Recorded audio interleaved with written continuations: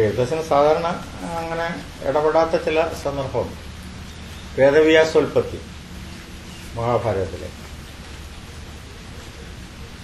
തരുണീമണി കാളിന്നീ നദി തന്നിൽ തരണി വഴി പോലെ കടത്തി തുടങ്ങിനാൾ. കാളിന്നി കടക്കുന്ന പാന്തന്മാർക്കെല്ലാവർക്കും കാളിയിൽ അഴിഞ്ഞിരു മാനസമതുകാലം. ഒരു രതി അല്ലേ, കാളിയുടെ ഒരു ഇതിലേക്കാണ്, ലൗകികതയിലേക്കാണ് വരുന്നത്. തരണീസുതയായ യമുനാ നദി തങ്കൽ തരണി കടപ്പാനായി ചെന്നിതു പരാശരൻ.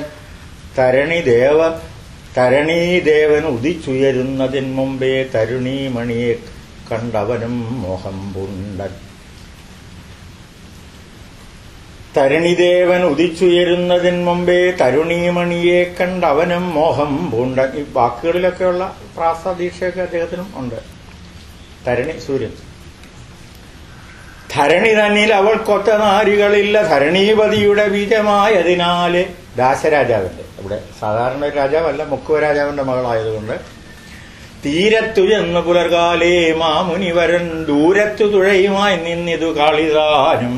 അപ്പൊ നമ്മുടെ ഒരു അല്ലേ, നമ്മുടെ ഒരു ഇതുപോലെ നല്ല പരിചയമുള്ള. തീരത്തു ചെന്ന് പുലർകാലേ മാമുനിവരൻ ദൂരത്തു തുഴയുമായി നിന്നിതു കാളിദാനം. ധീരത്വമകന്നൊരു മാമുനിവരൻ ചൊന്നാൻ ചാരത്തു വരിക നീ മറ്റാരുമില്ല ഇപ്പോൾ. നേരത്തു കടക്കണം നീക്കണം തോണി മറുതീരത്തു ചെന്ന് പുനരൂക്കണം എനിക്കെടോ.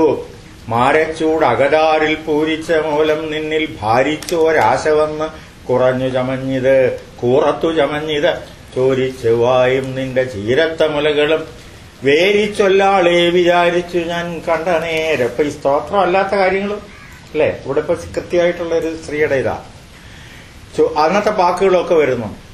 പക്ഷെ ഈ എഴുത്തച്ഛന്റെ മൊത്തം കൃതി ഞാൻ വായിച്ചു നോക്കിയപ്പോൾ വള്ളം എന്നുള്ള വാക്കില്ല, തോണിയാണ് ഉള്ളത്. അത് വേറൊരു പറയാണ്. ഇപ്പൊ രാമായണം ഭാരതം വായിച്ചാൽ തോണി എന്നുള്ള വാക്കേ ഉള്ളൂ. ചോരിച്ചെവായും നിന്റെ ചീരത്ത മുലകളും വേരിച്ചൊല്ലാളെ വിചാരിച്ചു ഞാൻ കണ്ട നേരം കാറത്ത കുടലാളെ മാരത്തി ആറുമാറൻ മാറത്ത് ചേർന്നിടുവാൻ യോഗമുണ്ടിപ്പോൾ തന്നെ. നേരത്രേ പറഞ്ഞതും ഈശ്വരനുടെ മതം മാരധ്വംസനം ബ്രഹ്മാദികൾക്കും നീക്കാവതല്ല. ചാരത്വമുള്ള കാളി ചൊല്ലിനാളയോ രണ്ടു തീരത്തുമുണ്ട് മുനിമാരും മാമറയോരും ചാരിത്രദോഷമുണ്ടായി വരും കന്യക ഞാൻ ഭാരിച്ച തപസ്സുള്ള മാമുനി ശ്രേഷ്ഠൻ ഭവാൻ. ദൂരത്തു നിൽക്കേണ്ടുന്ന കൈവർത്തനാരി ഞാനോ പാരത്രികാർത്ഥിയായ പാരമാർത്ഥികൻ ഭവാൻ. വിധിയും നിഷേധവും അറിയാതെ അനുദിനം മൃദുരോമാശികളാം നീചജാതികൾ ഞങ്ങൾ. ശ്രുതിഭേദാർത്ഥജ്ഞാന ചതുരമതികളായി സ്മൃതികർത്താക്കന്മാരാൻ താപസരല്ലോ നിങ്ങൾ. ഇതേ രീതിയിലാണ് ചണ്ടാല വിഷയം പറയുന്നത്. എന്തിത് പറവാനും തോന്നിയിടുവാനും ഇപ്പോൾ ചിന്തിച്ചാൽ അവകാശം ദൈവകൽപ്പിതമെന്നോ ആരുമേ അറിയാതെ ദോഷവും ഇരുവർക്കും വാരാതെ ഇരിക്കിലോ ചൊന്നത് കേൾക്കാമല്ലോ. എവിടുത്തെ അദ്ദേഹത്തെ കണ്ടിട്ട് വേദവ്യാസം സാക്ഷാൽ മഹാഭാരതത്തിൽ അപാര പൗരുഷമുള്ള ഒരാളായിട്ട് വേദവ്യാസം തന്നെ അച്ഛനെ വർണ്ണിക്കുന്നുണ്ട് വേറെ ഒരിടത്തേക്ക്. അപ്പൊ ഈ മുനിയോട് അവൾക്കും അങ്ങോട്ട് ആഭിമുഖ്യം തോന്നിക്കാണും. ഇതിപ്പോ ഇവിടെ ഈ ശൃംഗാരം വർണ്ണിക്കുന്നത് ഇത് പറയുന്നുള്ളതാണ് ഒരു ആരുമേ അറിയാതെ ദോഷവും ഇരുവർക്കും വാരാതെ ഇരിക്കില്ലോ ചൊന്നത് കേൾക്കാമല്ലോ. ഇങ്ങനെയുള്ള നിങ്ങൾ ചൊന്നത് കേളാഞ്ഞാലും എങ്ങനെ വന്നു ന്യായമെന്ന് അറിയരുതല്ലോ. അപ്പൊ ഈ ന്യായം എന്നൊക്കെയുള്ള കൃഷ്ണഗാഥ മാത്രമല്ല, എഴുത്തച്ഛന്റെ ധാരാളം കാണാത്തരം പ്രയോഗങ്ങൾ. എന്നതു കേട്ട് തെളിഞ്ഞ് അന്നേരം മുനിവരൻ എന്നോട് അപേക്ഷ നീയൊക്കവേ വരുത്തിയാൽ പിന്നെയും കന്യകയായി തന്നെ വന്നിടുമല്ലോ. നിർണയം അത്രയല്ല നല്ലതേ വന്നുകൂടു ആസ്വദിപ്പതിനെന്ന് യോഗമുണ്ടിപ്പോൾ നിന്നെ വാത്സല്യം നിനക്കെന്നിലുണ്ടാക വേണം ബാലേ. ആരുമേ കാണായവതെന്ന് അന്നേരം മുനിവരൻ ഘോരമായ ഒരു മഞ്ഞു നിർമ്മിച്ചാൻ അത്രയല്ല മത്സ്യഗന്ധവും പോക്കി കസ്തൂരിഗന്ധമാക്കി സത്സംഗം കൊണ്ടല്ലയോ നല്ലത് വന്നുകൂടും. അതിൽ നല്ല കാര്യം പറയുന്നവരൊരു കുസൃതിയുണ്ട് ആ വാചക പ്രയോഗത്തിൽ. നദിതൻ മധ്യേ വരദീപവും ഉണ്ടായി വന്നു മതിനേർമുഖിയാൾക്കും വിസ്മയമുണ്ടായല്ലോ. എന്തിനു പറയുന്നു വെറുതെ ബഹുവിധം. അവിടെയാണ് എഴുത്തച്ഛന്റെ ചിരി, ഈ നമ്പ്യാന്റെ ചിരിയുടെ രീതിയല്ല. എന്തിനു പറയുന്നു വെറുതെ ബഹുവിധം ബന്ധമോക്ഷങ്ങളുടെ ഭേദം കണ്ടൊരു മുനി നല്ലൊരു തീർത്ഥഭൂതയായ ഒരു യമുനയിൽ എല്ലാരും കുളിച്ചൂത്ത് സന്ധ്യയെ വന്നിക്കുമ്പോൾ ആ സമയത്ത് രാവിലെ തന്നെ പരിപാടി നടത്തുന്നതാണ് എഴുത്തച്ഛൻ പറഞ്ഞു. എന്തിനു പറയുന്നു വെറുതെ ബഹുവിധം ബന്ധമോക്ഷങ്ങളുടെ ഭേദം കണ്ടൊരു മുനി നല്ലൊരു തീർത്ഥഭൂതമായ ഒരു യമുനയിൽ എല്ലാരും കുളിച്ചൂത്ത് സന്ധ്യയെ വന്നിക്കുമ്പോൾ മത്സ്യഗന്ധിനിയായ കൈവർത്ത കന്യകയെ മത്സ്യകേതന ശരമേറ്റ് പുലുകിനാൻ മുനി ദിവ്യകീർത്ത. അത് ഞാൻ പറഞ്ഞു എന്നുള്ളത് ഒരു സ്തോത്രം ചൊല്ലുന്നതിന് പകരം ഇവിടെ ഈ കാളിയ വേദവ്യാസന്റെ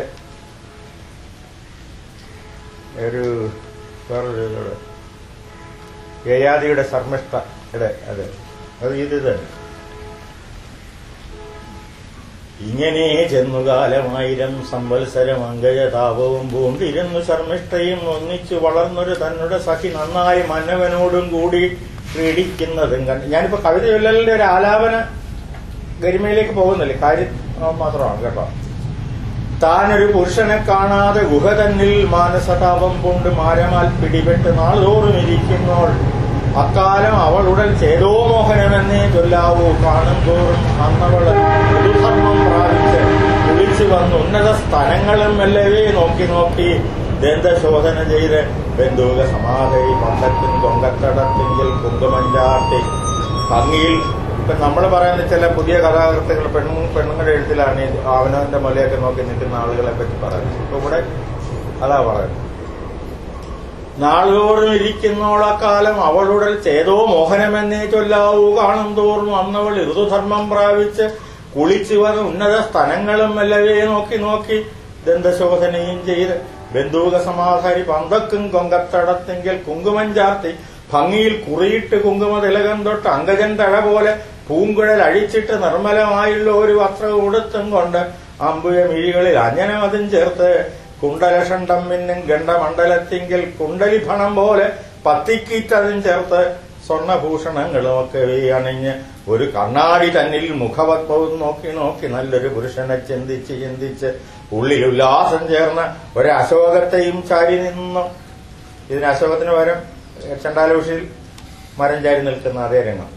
ദുഃഖിക്കുന്നത് നേരം മന്നവൻ താനേ തന്നെ വൈക്കണ്ണിയുടെ മുമ്പിൽ ചെന്നത് ബലാലപ്പോൾ എന്നുടെ ഭർത്താവാകുന്ന അവളും അപേക്ഷിച്ചാൽ നിന്നിത് വിഷണ്ണനായി മന്നവൻ താനും അപ്പോൾ നിന്നോടുകൂടി രമിക്കുന്നതിൽ എന്നു തന്നെ മുന്നമേ ദേവയാനി തന്നോട് ചൊന്നേനല്ലോ. സഖ്യത്തെ ലംഘിക്കരുത് എന്നതുകൊണ്ടും പിന്നെ ഉത്തമനായ ശുക്രൻ തന്നിലെ പേടി കൊണ്ടും ഇന്നിതും അടിച്ചു ഞാൻ നിർണയം മനോഹരി നിന്നിലുള്ള അനുരാഗം കണ്ടെന്നേ ഉള്ളതല്ലോ എന്നത് കേട്ടിട്ടൊന്നാൽ ശർമ്മിട്ട അത് നേരം ഒന്നുണ്ട് പറയുന്നു. എനിക്കത് ഈ വടക്കം പാട്ടിലൊക്കെ ഒന്നുണ്ട് ചൊല്ലണമെന്ന് പറയുന്ന എഴുത്തച്ഛന്റെ കവിത പരിചയപ്പെട്ടതിന് ശേഷമാണ്, അതിനു മുമ്പല്ല ആ പാട്ട് വരുന്നത്. ഒന്നുണ്ട് പറയുന്നു ഞാനിപ്പോൾ ഇത് കേൾക്കാ ഓരോരോ നർമ്മങ്ങളും പറഞ്ഞു വാഴുമ്പോഴും നാരിമാരോട് വേളി പറയുമ്പോഴും പിന്നെ തന്നുടെ ജീവനിപ്പോൾ പോമെന്ന് തോന്നുമ്പോഴും എന്നതുപോലെ ധനമൊക്കെ പോയിടുമ്പോഴും എന്നിവ നാലെങ്കിലും അസത്യം പറഞ്ഞാലും എന്നുമേ ദോഷമില്ല എന്ന് കേളിയുമില്ലേ. വിസ്തരിച്ച് അവൾ ചൊന്നത് എന്തിന് പറയുന്നു സിദ്ധിച്ചാൽ പൂവാലനെ അന്നവൾക്കെന്നേ വേണ്ടു ശർമ്മിഷ്ഠ. ഞാൻ പറഞ്ഞെന്നുള്ളൂ ശർമ്മിഷ്ഠയുടെ ഈ പറഞ്ഞ രണ്ട് ഗതി വർണ്ണന ഭക്തിയുടെ നേർ അല്ലേ. ഒരുപാട് സന്ദർഭങ്ങളുണ്ട്. ഒരു ചെറിയ ഇതോടെ ഒരു വായിക്കുക.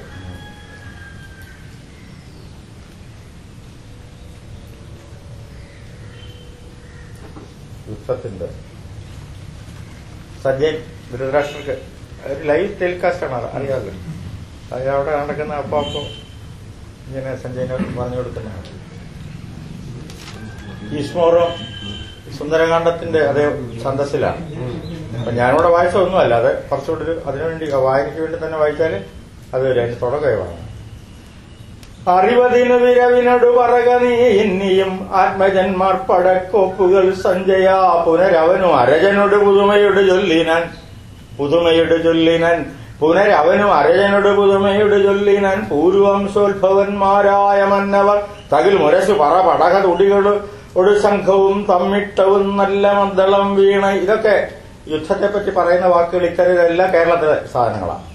മധുരകര മൃദുലരസ നിനത കുടകാഹളം മറ്റു ശൃംഗങ്ങൾ ഇടയ്ക്ക ഉടുക്കുകൾ പെരിയ രഥമലറി വരു അളവ അലിയഘോഷവും പെയ്ത മതത്തോട് കുംഭികനാദവും തുരക വര ഖുര നികര പരിപതനധൂളിയും തുള്ളുന്ന കാലാൾ നിലവിളി ഘോഷവും നരപതികൾ അരുമയോട് തെരുതെര വലിച്ചുടൻ നാദം വളർക്കും ചെറുഞാണൊലികളും ത്രിഭുവനവും അത് പൊഴുതു വിറയലോട് ചേർന്നു തീർത്തു 18 കൂട്ടം അക്ഷൗഹിണി കുടതടകൾ ചമരി കൊടിയും കൊടിക്കൂറയും കോലാഹലനന്തു ചൊല്ലാവതോരണേ പരശുധര മുനിവരനു സമൻ അരിയ ഭീഷ്മരും ഭാർഗവശിഷ്യൻ ഭരദ്വാജപുത്രനും കുരു നൃപതിവരനും ഇളയവർകൾ ഭഗദത്തനും കൂറുള്ള ഭൂരിശ്രവ കൃതവർമാവും ഗുരുകൃപരും അധികതര ബലമുടയ സൗബലൻ ക്രൂരതയേറും നിശാചര വീരരും ഗുരുതനേര അരികൾ കുലമറുതി കരുതിയിടുവൻ കൂടെ ത്രികർത്താതി സിന്ധുഭൂപാലരും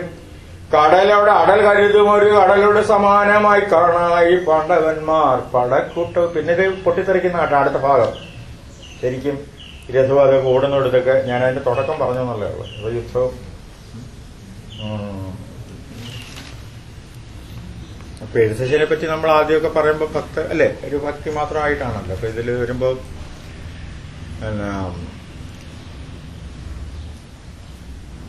എഴുത്തച്ഛന്റെ ജീവചരിത്രത്തെ പറ്റി നമുക്ക് തീരെ തന്നെ അറിവില്ല. ഇതിപ്പോ തുഞ്ചത്ത് രാമാനുജൻ എഴുത്തച്ഛൻ ഈ കൃതികളിലാണ് ആ പേരുണ്ട്. അതിന് കവിയുടെ തന്നെ പേരാണോ പകർത്തിയ എഴുത്തച്ഛന്റെ പേരാണെന്ന് പോലും നമുക്ക് കിട്ടാൻ ഇല്ല. അത്ര വരെ സംശയമുണ്ട്.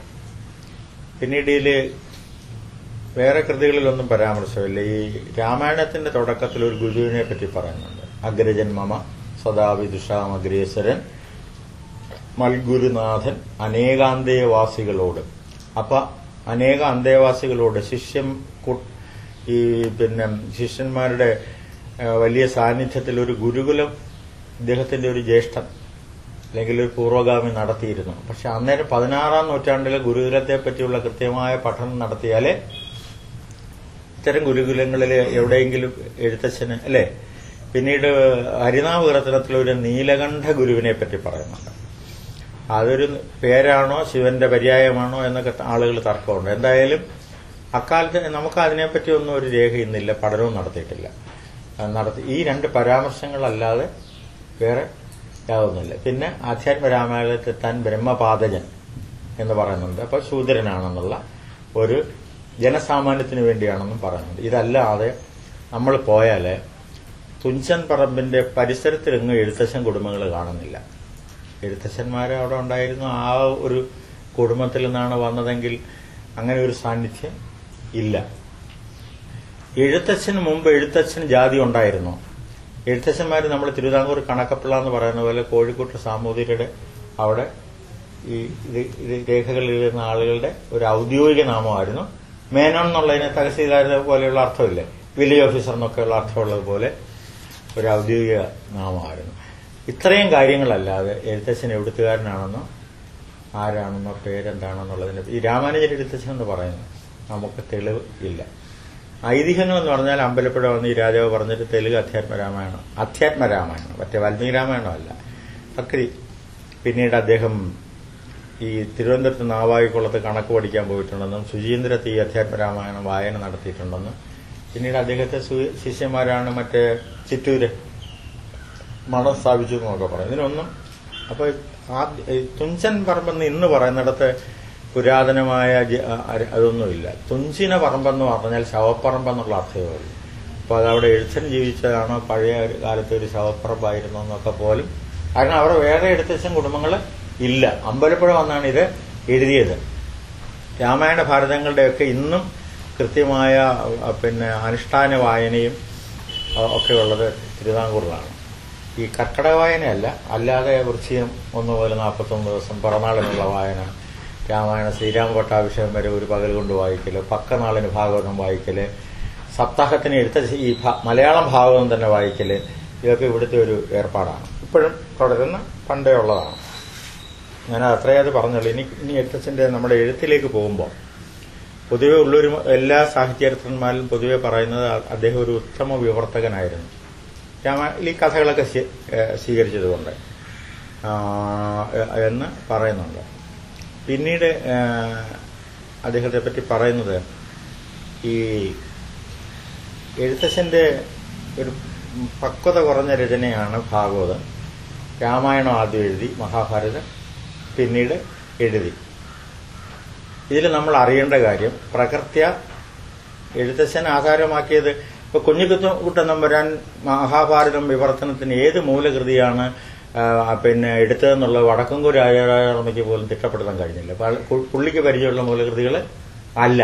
അപ്പോൾ ഒരുപാട് ദേശീയമായ പാഠങ്ങളുണ്ട് ഓരോരുത്തരും കൊണ്ടുവരണം. ഈ എഴുത്തച്ഛനെക്കാട്ടി അറിവുള്ളവരായിരുന്നു നിരാത്ത് രാമനും വെള്ളാങ്കല്ലൂർ ശങ്കരനും ഒക്കെ തന്നെ, മലയങ്കിഴ് മാധവനും. അവര് ഏത് ഭാരതം വെച്ച് എഴുതുന്നൊന്നും നമുക്ക് അറിയത്തില്ല. അവര് അപാര അറിവുള്ളവരാണല്ലോ അക്കാലത്ത് വരുന്നത്.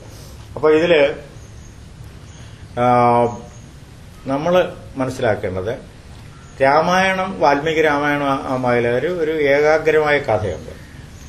മഹാഭാരതം വരുമ്പോൾ സംഭവ ബഹുലമായ സങ്കീർണതയുണ്ട്, വേഗക്കൂടുതലുണ്ട്. വ്യാസൻ തന്നെ അത് ഗവേഷകർ പറയുന്നത് എന്താ, ബുദ്ധ ജൈന പാരമ്പര്യത്തിലൊക്കെ എല്ലാം രേഖപ്പെടുത്തി ശാസ്ത്രീയമായി വെച്ചപ്പോൾ വേറെ അതല്ലാത്ത ഇന്ത്യയിലെ മുഴുവൻ കാര്യങ്ങളും ഒരു ഗ്രന്ഥത്തിൽ കൊണ്ടുവരണം. അപ്പൊ അത് പാണ്ഡവ കുരുവംശ ചരിത്രം മാത്രമല്ല, കുരുക്ഷേത്ര യുദ്ധം മാത്രമല്ല, ഉപകഥകളിലൂടെ ഉദന്തങ്ങളിലൂടെ ഈ എല്ലാ കാര്യങ്ങളും കൊണ്ടുവരുമ്പോൾ അപ്പോൾ അതിന്റെ ആഖ്യാനത്തിന് വ്യത്യാസമുണ്ട്. മഹാഭാരതം ആകുമ്പോൾ വളരെ ലാഘവത്തോടു കൂടിയ കൃഷ്ണന്റെ കുട്ടിക്കാലം ആയാലും സാധാരണ കാര്യങ്ങൾ പറയുന്നതും, അത് മഹാഭാരതത്തിന്റെ സംസ്കൃതം മൂലം കൃതിയിൽ തന്നെ ആമുഖത്തിൽ പറയുന്നുണ്ട്.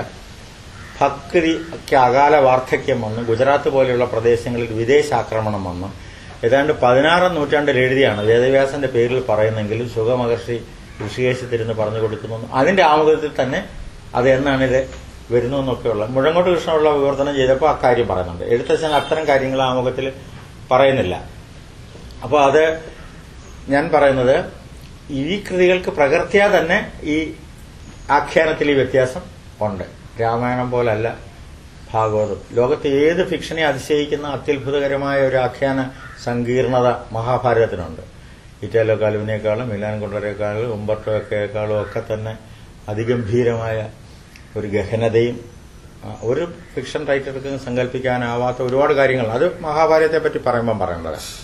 അപ്പൊ എഴുത്തച്ഛൻ്റെത് എടുത്താലും രാമായണത്തിനും ഭാരതത്തിനും ഭാഗവതത്തിനും ഈ വ്യത്യാസം വന്നത് പ്രകൃതി ആ കഥകൾക്കുള്ള ആ മൂലകൃതികൾ അല്ലെ, ആ ആഖ്യാനത്തിനുള്ള ഒരു സവിശേഷത കൊണ്ടാണ് ഈ ഗുരുലഹത്വ താരതമ്യ വ്യത്യാസമൊക്കെ വരുന്നത്. അത് വെച്ചുകൊണ്ട് ഇത് ആധ്യാത്മരാമായണം ആദ്യത്തേതാണെന്നും മഹാഭാരതം പിന്നീടുള്ള വേറെ തെളിവുണ്ടെങ്കിൽ, വേറെ കൃത്യമായ രേഖാമൂലമുള്ള തെളിവുണ്ടെങ്കിൽ നമുക്ക് പറയാം. ഇത് വെച്ചിങ്ങനെ പറയുന്നത് ശരിയല്ല. പിന്നീട് ആളുകൾ പൊതുവെ പറയുന്നത് എഴുത്തച്ഛൻ കാവ്യ ഔചിത്യം ഉപേക്ഷിച്ചിട്ട് സ്തോത്രം വാരിക്കോരി എഴുതുന്നു. രാമായണത്തിലും ഭാരതത്തിലും സ്തോത്രമുണ്ട്.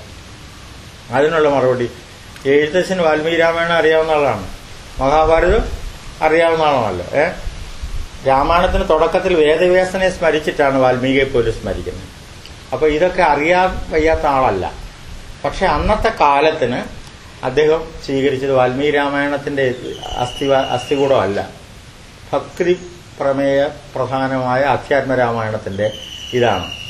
മഹാഭാരതത്തിൽ സർവമൂർത്തിക്കും കർണനും ഒക്കെ തുല്യമായ ഒരു സ്ഥാനമാണ് കൃഷ്ണനുള്ളത് ഭഗവത്ഗീത പറയുമ്പോഴും. പക്ഷേ എഴുത്തച്ഛന്റെ പിന്നെ മഹാഭാരതത്തിൽ കൃഷ്ണനാണ് കേന്ദ്ര കഥാപാത്രം. അപ്പൊ ഇങ്ങനെ എന്തുകൊണ്ട് മാറ്റം വരുത്തി എന്ന് പറഞ്ഞാൽ, അന്നത്തെ ഇപ്പോൾ പൂന്താനം പറയുന്നത് പോലെ അന്നത്തെ ഇന്ത്യയിൽ നവീന കാലത്ത്, അതായത് പഴയ ആൾവാർമാരും നായനാരന്മാരും തെക്കേ ഇന്ത്യയിലാണ് ഭക്തി പ്രസ്ഥാനം ആദ്യം ഉണ്ടാകുന്നത്. പിന്നെ എത്രയോ കാലം കഴിഞ്ഞാണ് വടക്കേ ഇന്ത്യയിൽ തുളസിദാസനും അവരും ഒക്കെ വരുന്നത്.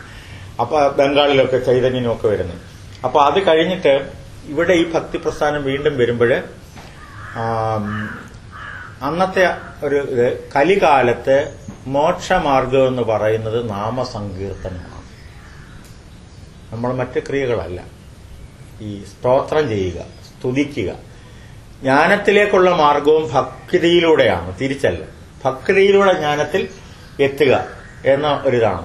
അപ്പോ എഴുത്തച്ഛൻ ആ മാർഗവും ലക്ഷ്യമാണ് കൃതികൾക്ക് സ്വീകരിച്ചത്. വാൽമീകി രാമായണം, വ്യാസമഹാഭാരതവും എല്ലാം അറിയാവുന്ന ഒരാള്. രാമായണമല്ല, അധ്യാത്മരാമായണമാണ്.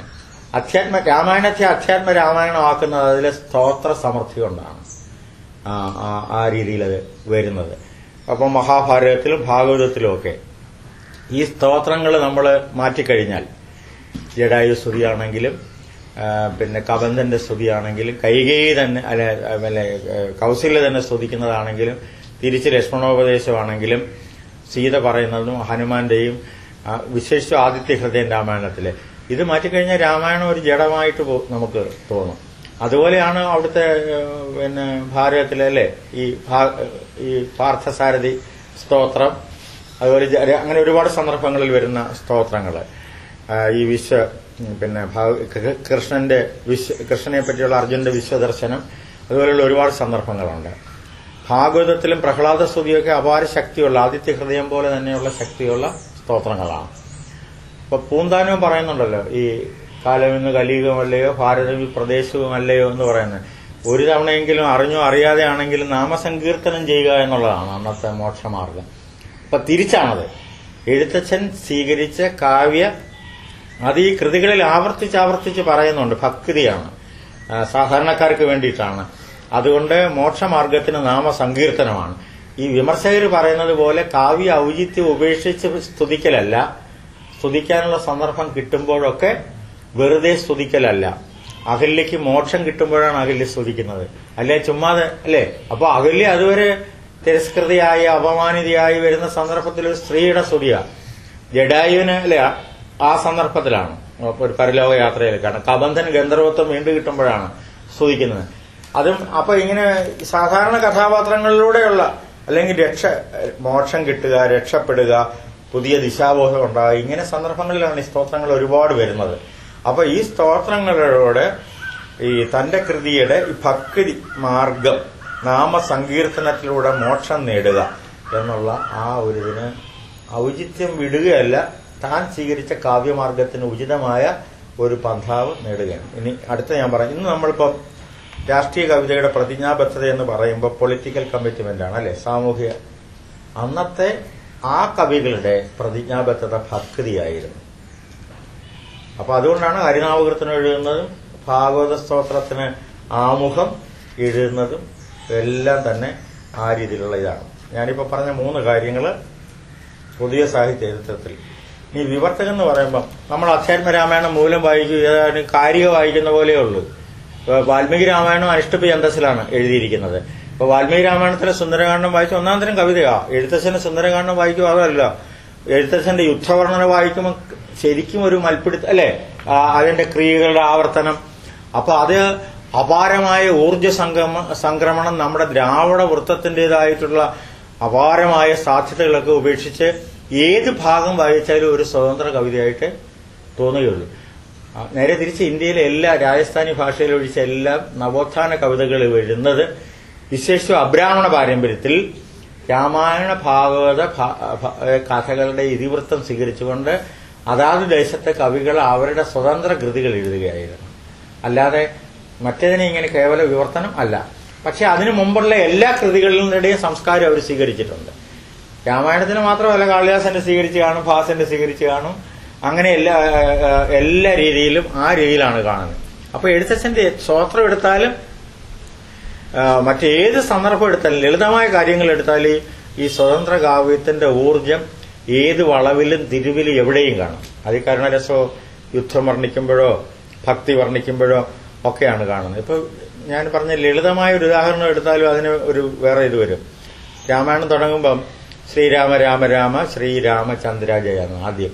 അടുത്തത് വരുന്ന ശ്രീരാമ രാമ രാമ ശ്രീരാമഭദ്ര എന്നാണ്. അപ്പൊ രാമചന്ദ്രാന്നും രാമഭദ്രാന്നും സംബോധനയ്ക്ക് ചെറിയ വ്യത്യാസമുണ്ട്.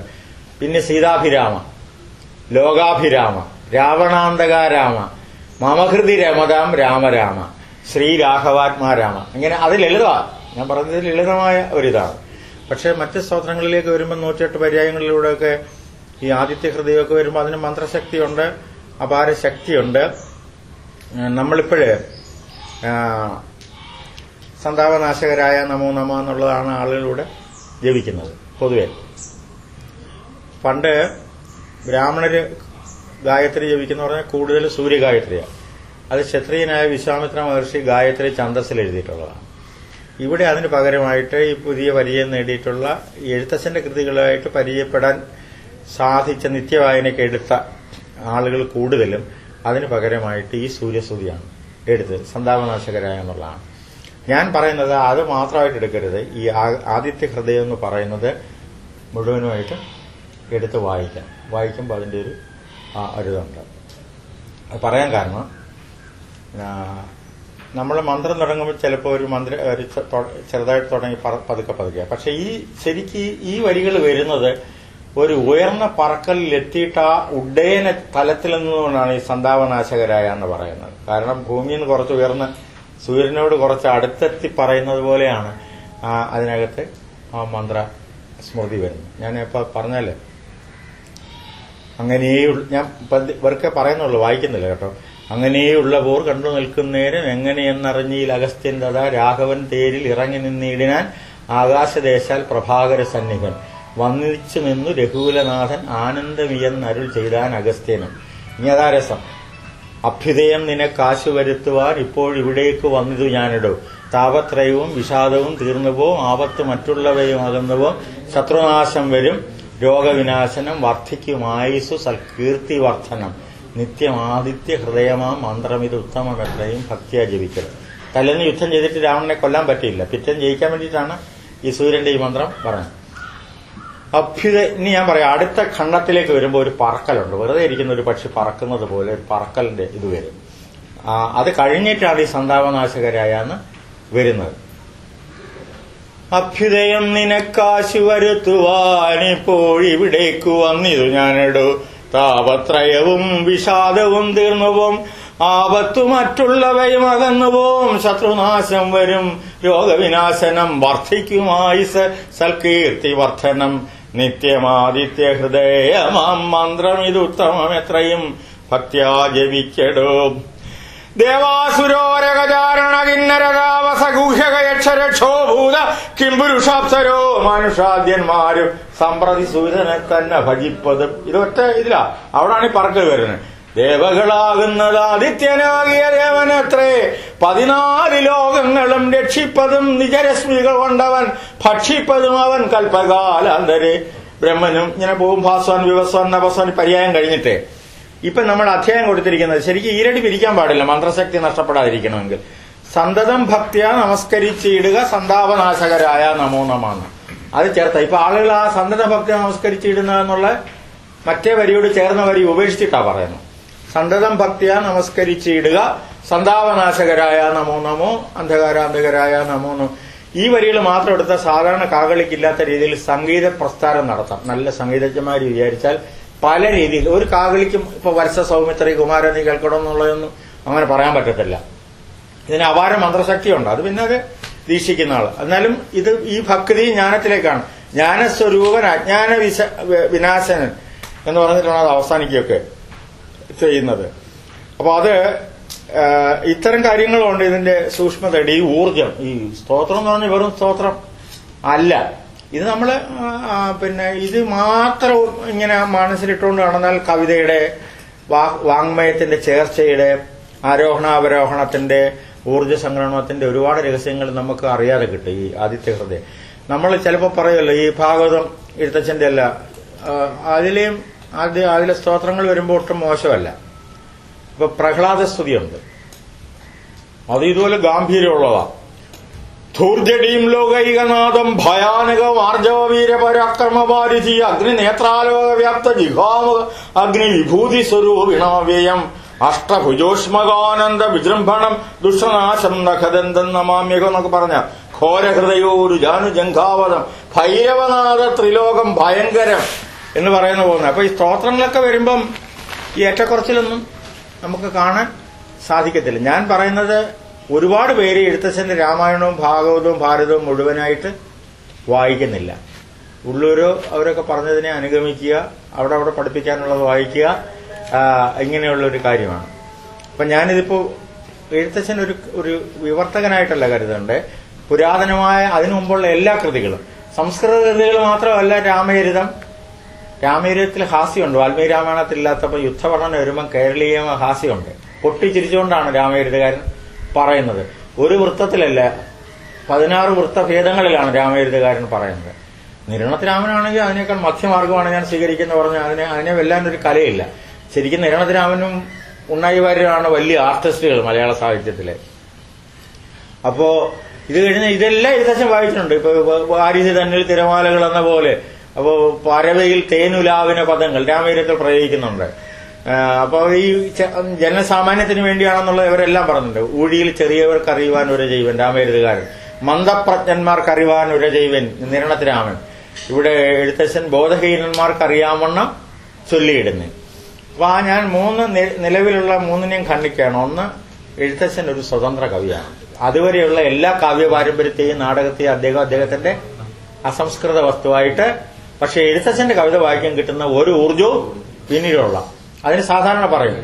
അതിനു മുമ്പ് എത്രയോ രാമായണങ്ങളുണ്ട്, അതിന് ശേഷമുണ്ട്, വൃത്താനുവൃത്തം വിവർത്തനമുണ്ട്. പക്ഷേ എഴുത്തച്ഛന്റെ രാമായണ ഭാരത ഭാഗവതങ്ങൾക്ക് മഹാഭാരതം വീടുകളിൽ കുറച്ചേ വായിച്ചിട്ടുള്ളൂ. രാമായണ ഭാഗവതം അതിന് കിട്ടിയ ഒരു ജനപ്രീതി വേറെ ഒരു കൃതിക്കും കിട്ടിയില്ല. അച്ചടിയൊന്നും ഉണ്ടാകുന്നതിന് മുമ്പുള്ള കാലത്താണെന്ന് വിചാരിക്കണം.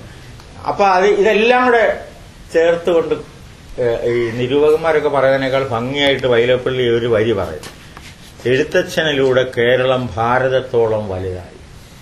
അതിനുമുമ്പ് രാമായണമൊക്കെ ഉണ്ട്, പക്ഷെ ഇവിടുത്തെ ജനസാമാന്യം, സാധാരണ ജനങ്ങള്, നേരത്തെ അദ്ദേഹം പറയുന്ന ബോധഹീനന്മാര്, പ്രോളിറ്റേറിയറ്റ്, ഭാരതത്തിന്റെ ഉന്നത കവിതയുടെയും ചിന്തയുടെയും അദ്വൈതത്തിന്റെയും ഭക്തിയുടെയും ഒക്കെ കാര്യങ്ങളിലേക്ക്, അല്ലെങ്കിൽ ചിലര് വിമർശനമായിട്ടും പറയും, ഒരു ഭാരതവൽക്കരണം നടത്തി എഴുത്തച്ഛൻ. എന്തായാലും അത് സാധ്യമായത് ഇതാണ്. അതിൽ ഈ മൂന്ന് നിലവിലുള്ള ധാരണ: ഒന്ന്, വിവർത്തനങ്ങളല്ല, സ്വതന്ത്ര കവിയാണ്. ഏത് ഭാഗം വായിച്ചാലും, ഇത് മാത്രമല്ല, ഏത് ഭാഗം വായിച്ചാലും, രാമായണ ഭാഗവതം ഏത് സന്ദർഭം എടുത്ത് വായിച്ചാലും ഇല്ല. ഇപ്പൊ സുന്ദരകാണ്ഡത്തിലൊക്കെ ലങ്ക ദഹിക്കുമ്പോൾ ഈ വാലിനുള്ള പ്രാധാന്യം വാൽമീകി രാമായണത്തിലൊന്നുമില്ല, അധ്യാത്മ രാമായണത്തിലും ഇല്ല. ഈ വാലെടുത്ത് വെച്ചുകൊണ്ട് എഴുത്തച്ഛന്റെ ഒരു ലങ്ക ഇളക്കി മറിക്കലുണ്ട്. അതൊക്കെ എഴുത്തച്ഛന്റെ ഒരു ഇതാണ്. അല്ലാതെ ചാടുമ്പോഴും അല്ലെ, രാമായണത്തിൽ അത് ചാടുമ്പോഴും ഒക്കെയുള്ള, അതായത് ഇതി പവനതനയൻ ഉര ചെയ്ത് വാലെന്നിജം ഏറ്റമുയർത്തി പരത്തി കരങ്ങളും അതിവിപുല ഗളതലവും ആർജവമാക്കി നിന്ന് ആകുഞ്ചിതാംഘ്രിയായി ഊർധനയനായി ദശവദന പുരിയിൽ നിജ ഹൃദയം ഉറപ്പിച്ച് ദക്ഷിണ ദിക്കും ആലോക്യ. അതങ്ങനെ നമ്മുടെ സുന്ദരകാണ്ഡം മുതലിങ്ങനെ കയറി വരുമ്പോൾ അത് നിൽക്കുന്നുണ്ടെങ്കിലേ പോസ്, അങ്ങനെ അതൊക്കെ പറഞ്ഞിട്ട് അപാരമായിട്ടുള്ള ഒരിതാണ്. ആ ഊർജ്ജമൊന്നും ലോകത്തിലെ ഒരു കവിതയിലും ഇല്ല. ഇത്രയും ഭാഷണപരമായിട്ടുള്ള ഒരു സംക്രമണ ശേഷി. ഇതേ വൃത്തത്തിലാണ് ഭീഷ്മപർവ്വത്തിലെ യുദ്ധവർണ്ണന എടുത്തിരിക്കുന്നത്. പൊട്ടിത്തെറിക്കുകയും രഥങ്ങൾ തകരുകയും അമ്പുകൾ പായുകയും ഒക്കെ ചെയ്യുന്നതിന്റെ അതിന്റെ ഒരു ചടുലത കൊണ്ടുവരുന്നത് ആ ഒരു ഇതിലാണ്. അപ്പൊ നമ്മൾ അറിയാതെ ആ ഒരു ഊർജം. പിന്നെ നീതിവാക്യങ്ങൾ എഴുത്തച്ഛൻ്റെതാണെന്നറിയാതാണ് പലപ്പോഴും നമ്മൾ നീതിവാക്യങ്ങൾ പറയുന്നത്, സന്ദർഭം വരുമ്പം എടുത്തടിച്ച പോലെ പറയുന്നതൊക്കെ ചെയ്യുന്നത്. അപ്പോൾ ഒന്ന്, അദ്ദേഹം ഒരു സ്വതന്ത്ര കവിയാണ്. രണ്ട്, രാമായണ ഭാരത ഭാഗവതങ്ങളുടെ പക്വത ഈ ഇന്നത്തെ ഇത് വെച്ച് പറയുന്നത് ശരിയല്ല. കൃത്യമായ രേഖാമൂലം ആണ്ടൊക്കെ നമുക്ക് വേറെ കിട്ടുകയാണെങ്കിൽ പറയാമെന്നല്ലാതെ പ്രകൃതിയാകൃതികൾക്ക് വ്യത്യാസമുണ്ട്. രാമായണ കാവ്യം എഴുത്തച്ഛന് പ്രധാനമായിട്ട് ഭക്തപ്രധാനമായ ഒരു രാമായണത്തിനാണ്, ഭക്തപ്രധാനമായ ഒരു മഹാഭാരത ചരിത്രത്തിനാണ് അദ്ദേഹം ഇത് ചെയ്യുന്നത്. മൂന്ന്, ഈ ഭാഗവതം പിന്നെ ലളിത വർണ്ണനയാണ്. ഐതിഹ്യം തന്നെ അങ്ങനെയാണല്ലോ അല്ലെ, ഭക്തി സ്വസ്ഥമായില്ല വേദവ്യാസന്റെ മനസ്സ്, അതുകൊണ്ടൊരു ശാന്തിക്ക് വേണ്ടി എഴുതാൻ. അതൊക്കെ അദ്ദേഹത്തിൽ ആരോപിച്ച, ഞാൻ പറഞ്ഞ 16-17 നൂറ്റാണ്ടിൽ അകാല വാർത്തയും ഭക്തിക്ക് വന്നപ്പോഴാണെന്ന് ആമുഖത്തിൽ എഴുതിയിട്ടുണ്ട്. പിന്നെ ഭാഗവതത്തെ ഒരുപാട് പാരമ്പര്യങ്ങളില് ദയാനന്ദ സരസ്വതി പറയുന്നത് ഭാഗവതം പാരായണമാണ് ഇന്ത്യയെ പാരതന്ത്ര്യത്തിലേക്ക് നയിച്ചത് എന്നാണ് ദയാനന്ദ ആര്യ സമാജക്കാർ പറഞ്ഞത്.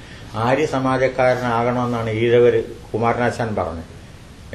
അതായത് മതപരിവർത്തന രസവാദം എന്നും പറഞ്ഞിട്ട് ബുദ്ധമതത്തിലേക്കോ ക്രിസ്തുമതത്തിലേക്കോ ഒക്കെ പോകുന്നത് കൊണ്ട് അർത്ഥമില്ല എന്നും പറഞ്ഞിട്ട് നാരായണ ഗുരു ആ പക്ഷക്കാരനായിരുന്നു. കുമാരനാശാൻ അന്നൊരു ലേഖനം എഴുതിയിട്ടുണ്ട്. അപ്പോൾ അത് ആര്യ സമാജക്കാർക്ക് ആർക്കും ഗുണങ്ങളിടാം. നമ്മുടെ നരേന്ദ്രഭൂഷണും ആ ആളായിരുന്നല്ലോ, ഇന്നാല് മരിച്ച നരേന്ദ്രഭൂഷണും ദയാനന്ദ സരസ്വതിയെ പിന്തുടരുന്ന ആളായിരുന്നു.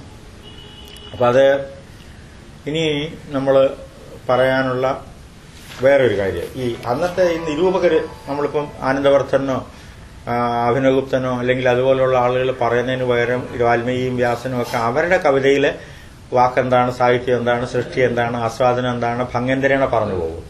അത്തരം സന്ദർഭം ഒരുപാട് ഉദാഹരണങ്ങളുണ്ട്. ഞാനിപ്പോ അതില് ഇപ്പൊ സൃഷ്ടി എന്താണ്, രാമായണം തുടങ്ങുമ്പം പിന്നെ കാരണനായ ഗണനായകൻ ബ്രഹ്മാത്മകൻ കാരുണ്യമൂർത്തി ശിവശക്തി സംഭവൻ ദേവൻ വാരണമുഖൻ മമ പ്രാരബ്ധ വിഘ്നങ്ങളെ വാരണം ചെയ്തിടുവാൻ അവോളം വന്നിക്കുന്നു. എന്നിട്ട് സരസ്വതിയെ ക്ഷണിക്കുന്നത് വാണിയും അനാരദം എന്നുടെ നാവുതന്മേൽ വാണിയുടെ വേണം വർണ്ണവിഗ്രഹേ വേദാത്മികയെ നാണമെന്നിയേ മുതാ നാവിന്മേൽ നടനം ചെയ്യ എണാങ്കാനനെ യഥാ കാനനെ ദിഗംബരൻ. കാരണം ഇതൊരു സംഭവബഹുലമായ കൂടിയാട്ടമൊക്കെ കണ്ടിട്ടുള്ള ആളാണ്. എങ്കിലോ എന്നൊക്കെ വരുന്നത്. അപ്പോ നാടക പ്രതി രംഗ സംക്രമണമായിട്ടാണ് രാമായണ കഥയും മഹാഭാരത കഥയും സംവിധാനം ചെയ്തിരിക്കുന്നത്. അപ്പോൾ രസസംക്രമണമാണ്.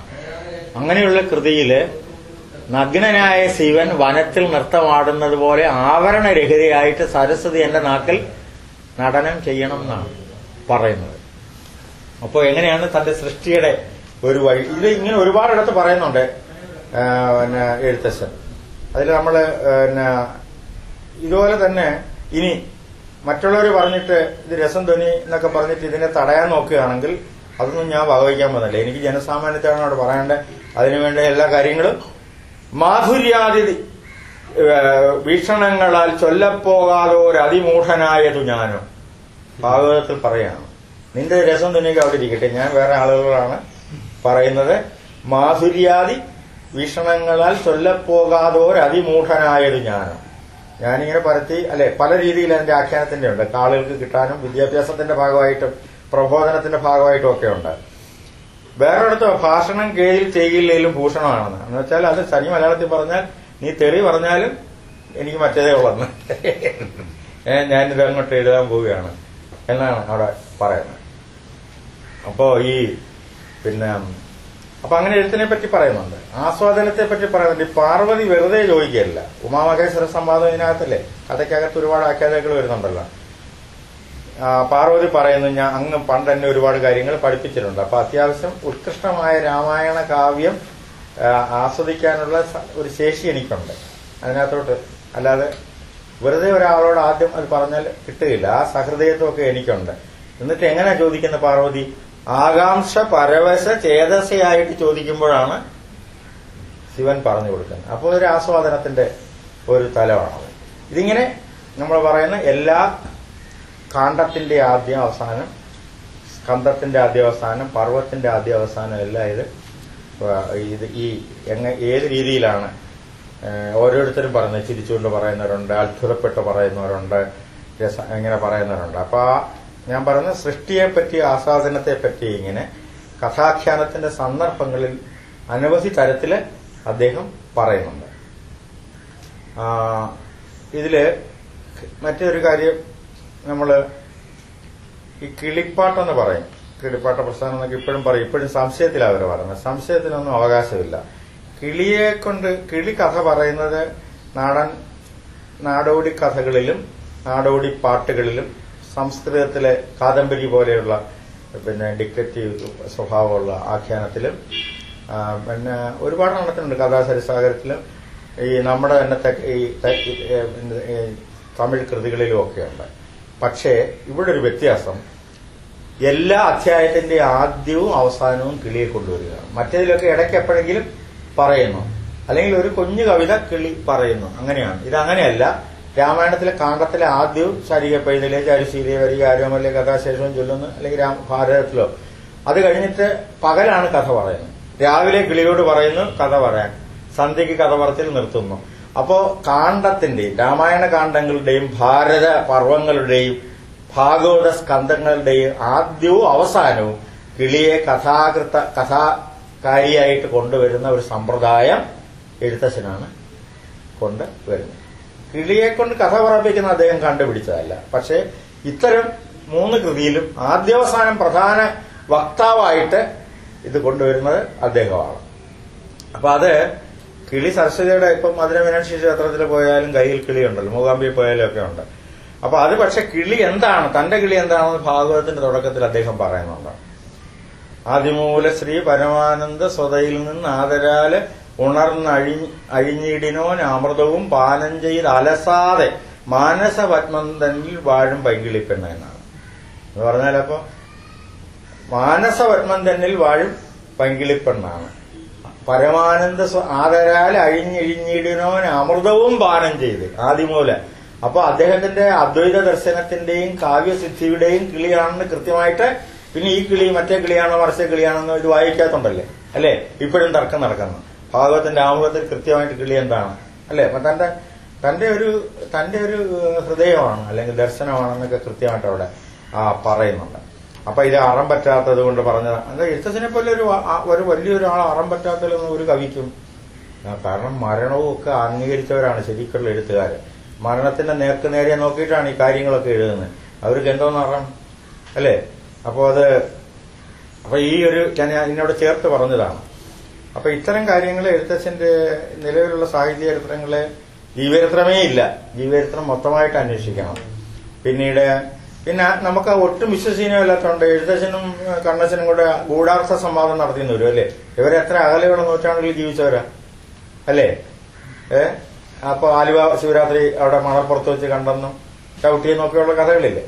അങ്ങനെ ഒരുപാട് കഥകളുണ്ട്. അപ്പൊ അതിനൊക്കെ ഈ കേരളത്തിലെ പുരാതന ക്രയവിക്രയങ്ങള്, കച്ചവട വഴികള് എല്ലാം പരിശോധിച്ചാൽ എവിടെയെങ്കിലും ഉണ്ടോ? ഈ തുഞ്ചൻ ഇവിടെ പറഞ്ഞ് ലക്ഷദ്വീപിലുണ്ടെന്ന്, തുഞ്ചൻ എന്നുള്ള വീട്ടുപേര് വരുന്ന വല്ലതും ഉണ്ടോ? ഉണ്ടായിരുന്നിരിക്കണം. ഇപ്പൊ നിരണത്തിരാമന് സ്വന്തം പറമ്പിനെ പറ്റി പറയുന്നുണ്ട്. അമ്പലത്തിന്റെ അപ്പുറത്ത് മറ്റേ തട്ടാന്റെ വീട്ടിന്റെ അപ്പുറത്ത്, പിന്നെ കൊല്ലന്റെ വീട്ടിന്റെ അപ്പുറത്ത് ആ ചരിവിലാണ് തന്റെ വീടെന്ന് വീട്ടുപേര് പറയുന്നില്ല. നിരണത്തിന് രാമായണത്തിൽ പറയുന്നുണ്ട് ഒടുവില്. അപ്പോ അതിന് ഗവേഷണം നടത്തേണ്ടതാണ്. ഇനി ഉള്ള വേറൊരു കാര്യം, സാധാരണ പറയാത്ത കാര്യമാണ്, രസവർണ്ണനയും മറ്റേ എഴുത്തച്ഛന്റെ നേരത്തെ ഔചിത്യമൊക്കെ മുതൽ യുദ്ധവർണ്ണനം, ഈ നാമസങ്കീർത്തനമാണ് അങ്ങനെയുള്ളത്. അപ്പൊ അദ്ദേഹത്തിന്റെ ഒരു വിപ്ലവ സ്വഭാവം തീർച്ചയായിട്ട് അന്നത്തെ രീതിയിൽ പിന്നീട് നാരായണഗുരു ചെയ്യുന്നതല്ലേ. അതായത് ബ്രാഹ്മണർക്കെതിരെ പ്രത്യക്ഷമായിട്ട് കലഹിക്കുകയല്ല, അല്ലെങ്കിൽ അത് അന്ന് കലഹിച്ച് ജയിക്കാൻ പാടാണ്.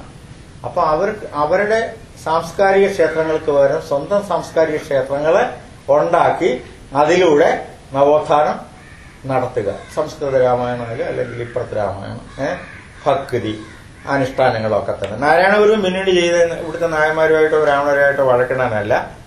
അദ്ദേഹം ബ്രാഹ്മണരെക്കാൾ നല്ലൊരു സംസ്കൃതം പഠിച്ചു, തമിഴ് പഠിച്ചു. അതായത് ശങ്കരാചാര്യർ പോലും മേൽപ്പത്തൂര് പോലും അവരുടെ സംസ്കൃതത്തിൽ ഒരു കേരളീയത്വമുണ്ട്. നാരായണഗുരുവിന്റെ സംസ്കൃതത്തിൽ വേദ സംസ്കൃതത്തിന്റെ തുടർച്ചയാണ് ഉള്ളത്. അപ്പൊ അങ്ങനെയുള്ള യുദ്ധം ചെയ്ത് പരാജയപ്പെടാതെ ഇത്തരം സാംസ്കാരിക ക്ഷേത്രങ്ങൾ ഉണ്ടാക്കിയിട്ട് അങ്ങനെയാണ് എഴുത്തച്ഛൻ ചെയ്തത്. ഒരു മര്യാദയ്ക്ക് ഈ ബ്രാഹ്മണരെ നമസ്കരിക്കുന്നതൊക്കെ ചെയ്യുന്നു, എന്നാലും നമ്മളത് ചെയ്യും എന്നുള്ള ഒരു രീതിയിലാണ് എടുത്തത്. പക്ഷേ അരിനാപകീർത്തനത്തിൽ അത് പറയുന്നുണ്ട്, അദ്ദേഹത്തിന്റെ നിലപാട്. ഋതുവായ പെണ്ണിന് വിരപ്പനും ദാഹകനും പതിതനും അഗ്നി യജനം ചെയ്ത ഭൂസുരനും ഹരിനാമം കീർത്തിക്കാമെന്നുണ്ട്. അപ്പൊ അതിലൊരു കുസൃതിയുണ്ട് എഴുത്തച്ഛന്റെ. മീൻ തൊട്ട് കൂട്ടുക 4 6 ആടുന്ന ചക്കാണ് എന്റെ ചക്ക എന്ന് പറയുന്ന പോലെയുള്ള ഒരു കുസൃതിയുണ്ട്. കാരണം തിരണ്ട പെണ്ണിനെയും തെണ്ടിയെയും ശവം ചൂടുന്നതിനെയും പറഞ്ഞിട്ടാണ് അഗ്നിഹോത്രിയെ പറയുന്നത്. ഋതുവായ പെണ്ണിനും ഇരപ്പനും ദാഹകനും പതിതനും അഗ്നിയജനം ചെയ്ത ഭൂസുരനും ഹരിനാമം കീർത്തിക്കാം എന്ന് പറയുന്നത്. ഇപ്പൊ ഈ രാമായണത്തിൽ തന്നെ കഥാസന്ദർഭത്തിലാണെങ്കിൽ ഈ അമ്പലപ്പുഴയിൽ ഇരുന്നാണല്ലോ രാജാക്കന്മാരൊക്കെ അന്നത്തെ ഒരു ധാർഷ്ട്യമൊക്കെ കാണും. ചിലപ്പോൾ ഒരു കാര്യസ്ഥനോ അച്ചി പറയുന്നതായിരിക്കും എഴുത്തച്ഛൻ പറയുന്നതിനേക്കാൾ രാജാവ് കേൾക്കുന്നത്. അപ്പൊ അവിടെ ഇങ്ങനെ കഥാസന്ദർഭത്തിലാണ് പറയുന്നത്, ബ്രാഹ്മണോഹം നരേന്ദ്രോഹം ആഢ്യോഗമെന്ന് ആമ്രേടിതം കലർന്നീടും ദശാന്തരെ ജന്തുക്കൾ ഭക്ഷിച്ചു കാഷ്ടിച്ചു പോകില്ല വെന്ത് വെണ്ണീറ അല്ലെ. അപ്പൊ അതെല്ലാം ഈ അമ്പലപ്പുഴ രാജാവിന് ചേരുന്നതാണ്. ശരിക്കും ബ്രാഹ്മണോഹം നരേന്ദ്രോഹം ആഢ്യോഗം എന്ന് ആമ്രേടിതം കലർന്നീടും ദശാന്തരെ. ഇതിൽ കുറച്ചുകൂടെ ലളിതമായിട്ട് പറയും. ചിലപ്പോൾ എഴുത്തച്ഛന്റെ വായിച്ചിട്ടും ആകാൻ പോകുന്നതിന് വഴി നമുക്ക് തിരിച്ച് മുമ്പേ ആണെന്നുള്ളതിന് ഒരു തെളിവ്. കാരണം എഴുത്തച്ഛന്റെ ഭാഷയേക്കാൾ പുതിയ ഭാഷയാണ് അവരുടെ പൂന്താനത്തിന്റെ ഭാഷ. അതായത് ബ്രാഹ്മണ്യം കൊണ്ട് കുന്തിച്ചു കുന്തിച്ചു ബ്രഹ്മാവ് എനിക്ക് ഒവ്വായെന്നും ചിലർ എന്നൊക്കെ പറയുന്നില്ലേ.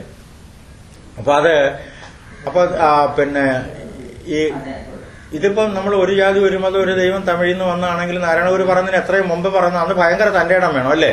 തിരണ്ട വീണനും തെണ്ടിക്കും ശവം ചൂടുന്നവനും അക്കിത്തിരിക്കും. അക്കിത്തം അഗ്നിഹോത്രി എന്ന് വരുന്നതാണ് ഈ അക്കിത്തം എന്നുള്ളത്. ഇതിനെ ഭജിക്കാം. ചിന്താരത്നത്തിൽ പറയുന്നുണ്ട് എഴുത്തച്ഛൻ്റെതാണെങ്കിൽ, ഉള്ളിൽ ഈശ്വരൻ ഇല്ലാത്തവൻ കല്ലും തടിയും മണ്ണും കൊണ്ടുണ്ടാക്കി അമ്പലത്തിൽ പോയാൽ ഒരു ദൈവത്തെ കാണാൻ പോകുന്നില്ല.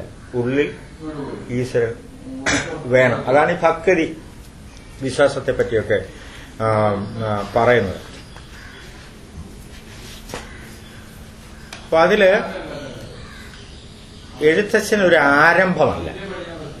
അതിന് ഈ കിളിപ്പാട്ട് വൃത്തങ്ങളെ പറ്റി കൂടെ പറയണം. നമ്മൾ പറയുന്ന കാകളി എന്നൊക്കെ പറയുന്ന വളരെ അവിടെ ഇവിടെയൊക്കെ ഏതെങ്കിലുമൊക്കെ നാടോടി പാട്ടുകളിലോ നമ്മുടെ വള്ളം തുഴയലിലോ കാവുകളിലെ പാട്ടുകളിലോ എവിടെങ്കിലുമൊക്കെ വേണം. പക്ഷെ ഒരു അധ്യായത്തിന് മുഴുവനുമായിട്ടും അനവധി അധ്യായങ്ങൾക്കുമായിട്ട് ഈ വൃത്തങ്ങളെയെല്ലാം വ്യവസ്ഥപ്പെടുത്തിയത് നമ്മൾ മനസ്സിലാക്കേണ്ടത് രാമചരിതത്തിലെ വൃത്തവിശേഷങ്ങൾ കുറച്ച് നിരണം എടുക്കുന്നുള്ളൂ. ഇവരുടെ ആരുടെയും വൃത്തമല്ല എഴുത്തച്ഛൻ വ്യവസ്ഥപ്പെടുത്തിയത്. അപ്പൊ വിശേഷം മാത്രമല്ല, ഒട്ടുമേ അപ്രശസ്തമായിരുന്ന ഈ നമ്മൾ പറയുന്ന അന്നനട എന്നുള്ള വൃത്തത്തിന് ഒരു ആവിഷ്കരണ സാധ്യത കൊണ്ടുവരുന്നതും സമർത്ഥിക്കുന്നതും എഴുത്തച്ഛനാണ്. അപ്പൊ അവിടെ നമ്മൾ അറിയേണ്ടത് ഈ വൃത്തത്തിന്റെ പ്രാഗ്രൂപം ആദിമരൂപമൊന്നും എഴുത്തച്ഛൻ കണ്ടുപിടിച്ചത് അല്ല. കിളികളെ കൊണ്ട് കഥ പറയിക്കുന്ന രീതി കണ്ടുപിടിച്ചതല്ല എന്ന് പറയുന്നത് പോലെ. പക്ഷേ ഒരു ബാലകാണ്ഡം മുഴുവൻ, ഭീഷ്മപർവം മുഴുവൻ ഒക്കെ തന്നെ ഇതിന്റെ ഒരു ഇത് കൊണ്ടുവരുത്തി പ്രതിഷ്ഠ നൽകിയത് എഴുത്തച്ഛനാണ്. കർണപർവത്തിലാണ് ഈ അന്നനട വരുന്നത്. മാത്രമല്ല, ഈ അധികാകളിയുടെ ഈ സുന്ദരകാന്ഡത്തിലൊക്കെ ഇല്ലേ, അതിലെ ആ രീതിയിലുള്ള പ്രയോഗത്തിന്റെ ഒരു പ്രധാന പ്രമാണിയും എഴുത്തച്ഛനായിരുന്നു. അപ്പൊ അതിലൊരു വിമർശനം എന്ന് പറഞ്ഞാൽ, തിടുക്കപ്പെട്ടാണ് മലയാളം ഐച്ഛികമായിട്ട് എടുക്കാൻ വേണ്ടിയിട്ട് കേരളവർമ്മ, പിന്നെ ഈ AR അതിബുദ്ധിമാനാണ്. ആധുനിക കാലത്ത് മൗലിക ചിന്ത കൊണ്ടുവരുന്ന ഒരേ ഒരാള് പ്രധാനമായി ഒരുപക്ഷെ AR ആണ്. നമ്മളിപ്പോൾ AR നാരായണഗുരുവിനും ചട്ടമ്പിസ്വാമിയൊക്കെ ഒരുമിച്ച് പറയാവുന്നതാണ് വേറൊരർത്ഥത്തിൽ സാംസ്കാരിക പഠനത്തിൽ.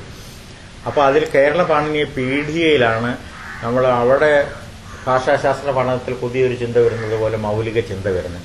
അപ്പൊ ഐച്ഛികമാക്കാൻ സംസ്കൃതക്കാരനാണ് അദ്ദേഹം. സംസ്കൃതക്കാരനാണ്. ആംഗല സാമ്രാജ്യം എഴുതി, ലഘുപാണിനിയും എഴുതി, മദ്രാസിലെ സംസ്കൃത ബോർഡ് ഓഫ് സ്റ്റഡീസിന്റെ ചെയർമാനായിരുന്നു. ഇവിടെ മലയാളമാണെന്നുള്ള വാശിയിലാണ് പെട്ടെന്നാണ് കേരള പാണിനി എഴുതിയത്. അത് മൊത്തം സംശയമാണ്.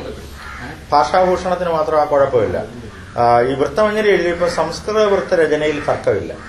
മലയാള വൃത്തത്തിൽ അദ്ദേഹത്തിന്റെ ശിഷ്യന്മാരെ കൊണ്ട് പാടിപ്പിച്ചിട്ട് ചൊല്ലിക്കേൽപ്പിച്ച് പെട്ടെന്ന് ഇത് എഴുതുകയാണ്. പോകുന്നതിന് ഡിങ്ങാടിയ അല്പം പരിഷ്കരിച്ചിട്ടേ ഉള്ളൂ.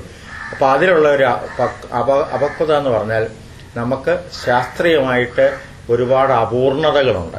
ഇനി എത്രയോ പണ്ഡിതന്മാർ വളരെ കാലം ശ്രമിച്ചാല് കേകയുടെയും കാകളിയുടെയും അന്നനടയുടെയും ഒക്കെ വൃത്തം പിള്ളേർക്ക് സംശയമില്ലാതെ ശാസ്ത്രീയമായ കൃത്യതയോടുകൂടി നിർവചിക്കാൻ സാധിക്കും. അങ്ങനെയുള്ള വ്യത്യാസങ്ങൾ ഉണ്ട്.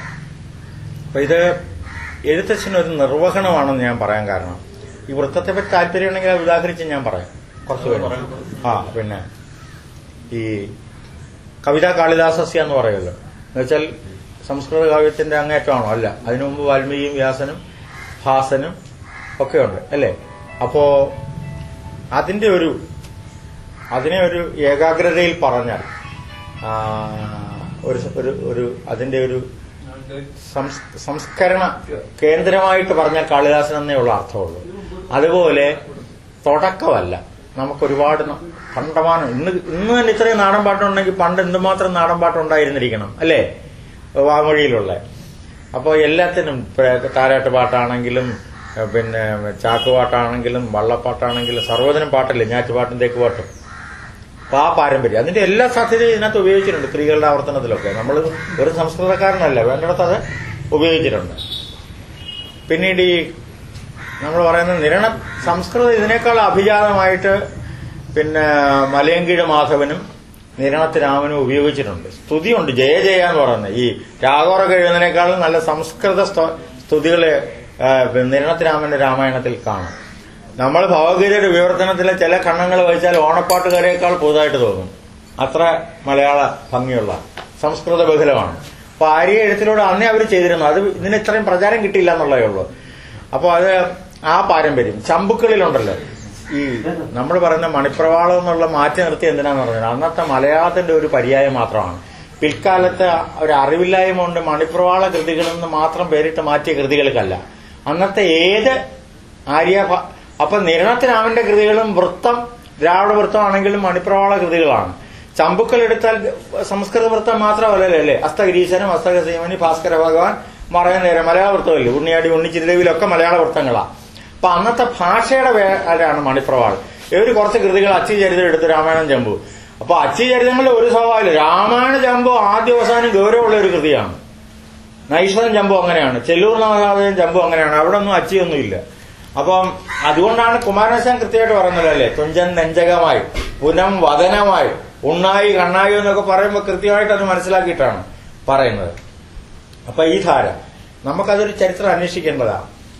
അതായത് നമ്മൾ തെക്കേ ഇന്ത്യക്ക് സംസ്കൃതത്തിൽ കവിതാ പാരമ്പര്യമുണ്ട്. അതിന്റെ സൊഫിസ്റ്റിക്കേറ്റഡ് കാലത്താണ് നമ്മൾ അകനാനൂറും പുറനാനൂറും തിരുക്കുറളും ജലപ്രതികാരവും മണിമേഖലയും ഒക്കെ കാണുന്നത്. അപ്പോ അതിന്റെ ആ സാന്നിധ്യത്തിലാണ് മലയാളത്തിൽ കവിത എഴുതിയ എല്ലാ മഹാകവികളും ദ്രാവിഡ വൃത്ത പ്രധാനമായിട്ടാണ് എഴുതിയത്. രാമചരിതകാരൻ, നിരണത്തിര. ഞാൻ ഈ 3 പേരുടെ അങ്ങനെ പറഞ്ഞതെന്നറിയോ? ഇവർ 3 പേരും നിരണത്തുകാരല്ല. അതുകൊണ്ടാണ് പേരെടുത്ത് പറഞ്ഞത്. നിരണത്തിരാമൻ, വെള്ളാങ്ങല്ലൂർ ശങ്കരൻ, മലയൻകീഴ് മാധവൻ. 3 പേരും കൃത്യമായിട്ട് സ്ഥലപ്പേര് പറഞ്ഞിട്ടുണ്ട്. പിന്നെ എല്ലാവരും തിരുവല്ലക്കാരാവത്തില്ലല്ലോ. അതുകൊണ്ടാണ് ഞാൻ അങ്ങനെ പറയുന്നത്. അപ്പോൾ അത് വേറൊരു വിഷയമാണ്. അപ്പൊ എവരും ദ്രാവിഡ വൃത്തത്തിലാണ് എഴുതി അല്ലേ? അവർക്ക് സംസ്കൃത വൃത്തത്തിൽ എഴുതാനും വയ്യാത്തോണ്ടല്ല, ഇതിനേക്കാൾ എളുപ്പത്തിൽ എഴുതാം. പിന്നെ അപ്പൊ അത് കഴിഞ്ഞിട്ട് പിന്നീടും എഴുത്തച്ഛൻ വരുമ്പോഴും അദ്ദേഹം സംസ്കൃത എല്ലാവരും എഴുതി കാണും. ഉഭയകവീശന്മാരെന്നൊക്കെ പറയുന്നില്ലേ, സംസ്കൃത വൃത്തത്തിലൊക്കെ എഴുതി കാണും. അപ്പൊ ഇത് ഇങ്ങനെ വരുമ്പോൾ പുതിയ പുതിയ വൃത്തങ്ങളും അവർ വ്യവസ്ഥാപിതപ്പെടുത്തുന്നുണ്ട്. നാടോടി പാരമ്പര്യത്തിൽ നിന്ന് പഴയതിനെ വെറുതെ അനുകരിക്കല്ല. അവരുടെ പ്രതിഭയുടെ ഗുണം കൊണ്ട് പുതിയ പുതിയ വൃത്തങ്ങൾ അവര്. കുഞ്ചനപ്പേര് വരുമ്പോഴെന്താ, പടയണിപ്പാട്ടിന്റെയും ഈ കുറവരുടെയും പറയരുടെയും ഒക്കെ താളോട്ടങ്ങളാണ് അദ്ദേഹം സ്വീകരിക്കുന്നത്, കേരളീയ താളങ്ങളും ഒക്കെ. മറ്റു താളങ്ങളുണ്ട്, കാകളിയൊക്കെ ഉണ്ടെങ്കിലും വൃത്തങ്ങളുണ്ടെങ്കിലും. അപ്പൊ ആ ഒരു രീതിയില് ഈ ഒരു ഇത്തരത്തിലുള്ള ഒരു തുടർച്ചയും നമ്മൾക്ക് കാണാം. മാത്രമല്ല, ഈ സംസ്കൃതത്തിന്റെ അധിനിവേശം മനഃപൂർവ്വമായിട്ട് സംസ്കൃതം അല്ലാത്തതിനെ ഗദ്യം എന്നാ പറഞ്ഞിരുന്നത്. എന്നാലോചിച്ച് നോക്കണം. ഈ ബ്രാഹ്മണ്യത്തിന്റെ ചമ്പുക്കളിലെ മലയാള വൃത്തത്തിലുള്ള ഗദ്യങ്ങൾ പദ്യങ്ങൾക്കൊക്കെ ഗദ്യം എന്നാ പറഞ്ഞിരുന്നത്. ഞാൻ ഈ നേരത്തെ പറഞ്ഞ ഹസ്തഗിരീശ്വരാന്ന് പറഞ്ഞ ഉൾപ്പെടെ. അപ്പൊ അവിടെയും സംസ്കൃത ഭാഷയിൽ ദ്വിതീയാക്ഷര പ്രാസമില്ല, പാരമ്പര്യമല്ല കാവ്യരചന. നമ്മൾ കാളിദാസന്റെ കൃതി എടുത്താലും ആരുടെ കൃതി എടുത്താലും. അപ്പൊ അതില് ഇവിടെ സംസ്കൃതത്തിൽ ഇത്ര നിർബന്ധമാക്കി എഴുതിയപ്പോഴും സംസ്കൃത വൃത്തത്തിൽ എഴുതിയപ്പോഴും ഇവിടെ ദ്വിതീയാക്ഷര പ്രാസം എല്ലാവരും ഉപയോഗിച്ചു. പോലെ ഉണ്ണുന്നില്ല സന്ദേശത്തിലെ ഒരു ശ്ലോകം എടുത്താലും മതിയല്ലോ. കാളം പോലെ കുസുമധനുഷോഗന്ധവും കോഴി പോയി, ചോളം പോലെ ചതറി വളരിയ താളം പോലെ, അല്ല അത് ഏതെടുത്താലും. അപ്പൊ അത് ദ്വിതീയാക്ഷര പ്രാസം ഇങ്ങോളം അത് വന്നു. അവിടെ കേരളവർമ്മ വലിയ തമ്പുരാൻ പറഞ്ഞതാണ് ശരി, AR പറഞ്ഞതല്ല. അന്നത്തെ എടുത്തിയാട്ടത്തിന് പറഞ്ഞെങ്കിലും കേരളവർമ്മ വലിയ തമ്പുരാൻ അതിനു മുമ്പുള്ള എല്ലാ കവിതയിലുണ്ട്. വിജയലക്ഷ്മി ഇപ്പോഴും പാരമ്പര്യത്തെ വൃത്തത്തിൽ എഴുതിയാണെങ്കിൽ ദ്വിതീയാക്ഷര പ്രാസം വരും. അത് വേറൊരു വിഷയമാണ്, വേറൊരു തർക്ക വിഷയമാണ്. അപ്പൊ നമ്മൾ ഈ തെക്കേന്ത്യയുടെ കവിതയുടെ ഒരു തുടർച്ച ഇവിടെയുണ്ട്, ഈ പാരമ്പര്യമുണ്ട്. അവിടെ ഞാൻ പറയാൻ വന്നത്, എന്ന് മുതലാണ് ഈ നിരണത്തിരാമനും അതുപോലെയുള്ള ആളുകളെല്ലാം ദ്രാവിഡ വൃത്തം സ്വീകരിക്കുമ്പോഴും ചതുഷ്പതികളിലാണ് എഴുതിയിരുന്നത്. 4 വരികളിലാണ് എഴുതിയിരുന്നത് കവിതകൾ. അപ്പോൾ ചെറുശ്ശേരി, പൂന്താനം, എഴുത്തച്ഛനൊക്കെ വരുമ്പോൾ അത് ഈരടിയാവും. ചമ്പുക്കളിലെ ഗദ്യത്തിൽ ഈരടി വരുന്നുണ്ട്. അപ്പൊ അതൊരു ഗവേഷണ വിഷയമാണ്. എന്ന് മുതലാണ് മലയാള കവിതയിൽ ഈരടി 4 ചതുഷ്പതികൾക്ക് പകരം ദ്രാവിഡ വൃത്തത്തിലും ഇത് വരുന്നതെന്നുള്ളത് വേറൊരു ഗവേഷണ വിഷയമാണ്, ഈരടികൾ വരുന്നത്. അപ്പൊ അത് എഴുത്തച്ഛൻ ചെയ്തിട്ടുള്ളത് ഈ 2 സമ്പ്രദായത്തെയും ഏകോപിപ്പിക്കുന്നുണ്ട്. ഹരിനാമകീർത്തനത്തിൽ സ്വതന്ത്ര വൃത്തമാണെങ്കിലും ചതുഷ്പതിയായിട്ടാണ് എഴുതുന്നത്. പിന്നെ ഭാഗവതത്തിന്റെ ആമുഖത്തിൽ ചതുഷ്പതികളായിട്ടാണ് എഴുതുന്നത്. 24 വൃത്തം എല്ലാം തന്നെ ചതുഷ്പതിയായിട്ടാണ് എഴുതുന്നത്. പെണ്ണുങ്ങൾക്ക് വായിക്കാൻ വേണ്ടി എഴുതിയാണ് 24 വൃത്തവും. പിന്നീട് കുഞ്ചൻ നമ്പ്യാർ എഴുതിയ 16 വൃത്തം എന്നൊക്കെയാണ് പറയുന്നത്. ഈ മറ്റേ മലബാറിലെ രാജാവിന് ശൃംഗരിക്കാൻ വേണ്ടി എഴുതി കൊടുത്താണ് കൃഷ്ണഗാഥ. അപ്പൊ ചെറുശ്ശേരി വേറെ പ്രൗഢഗംഭീരമായ കവിതകൾ വല്ലതും എഴുതിയിട്ടുണ്ടാവും, നമുക്കത് കിട്ടിയിട്ടില്ല, അന്വേഷിച്ചിട്ടില്ല. അതിന് അത്രയും മാധുര്യവും ലാളിത്യമൊക്കെ വന്നത് അതുകൊണ്ടാണ്, പെണ്ണുങ്ങൾക്ക് കൊടുത്ത് അവരെ പ്രിയപ്പെടുത്താൻ വേണ്ടിയിട്ടുള്ളതാണ്. സ്വർഗാരോഹണം എന്നുള്ള അതില് പ്രൗഢഗംഭീരമായ സ്തുതികൾ കാണാം.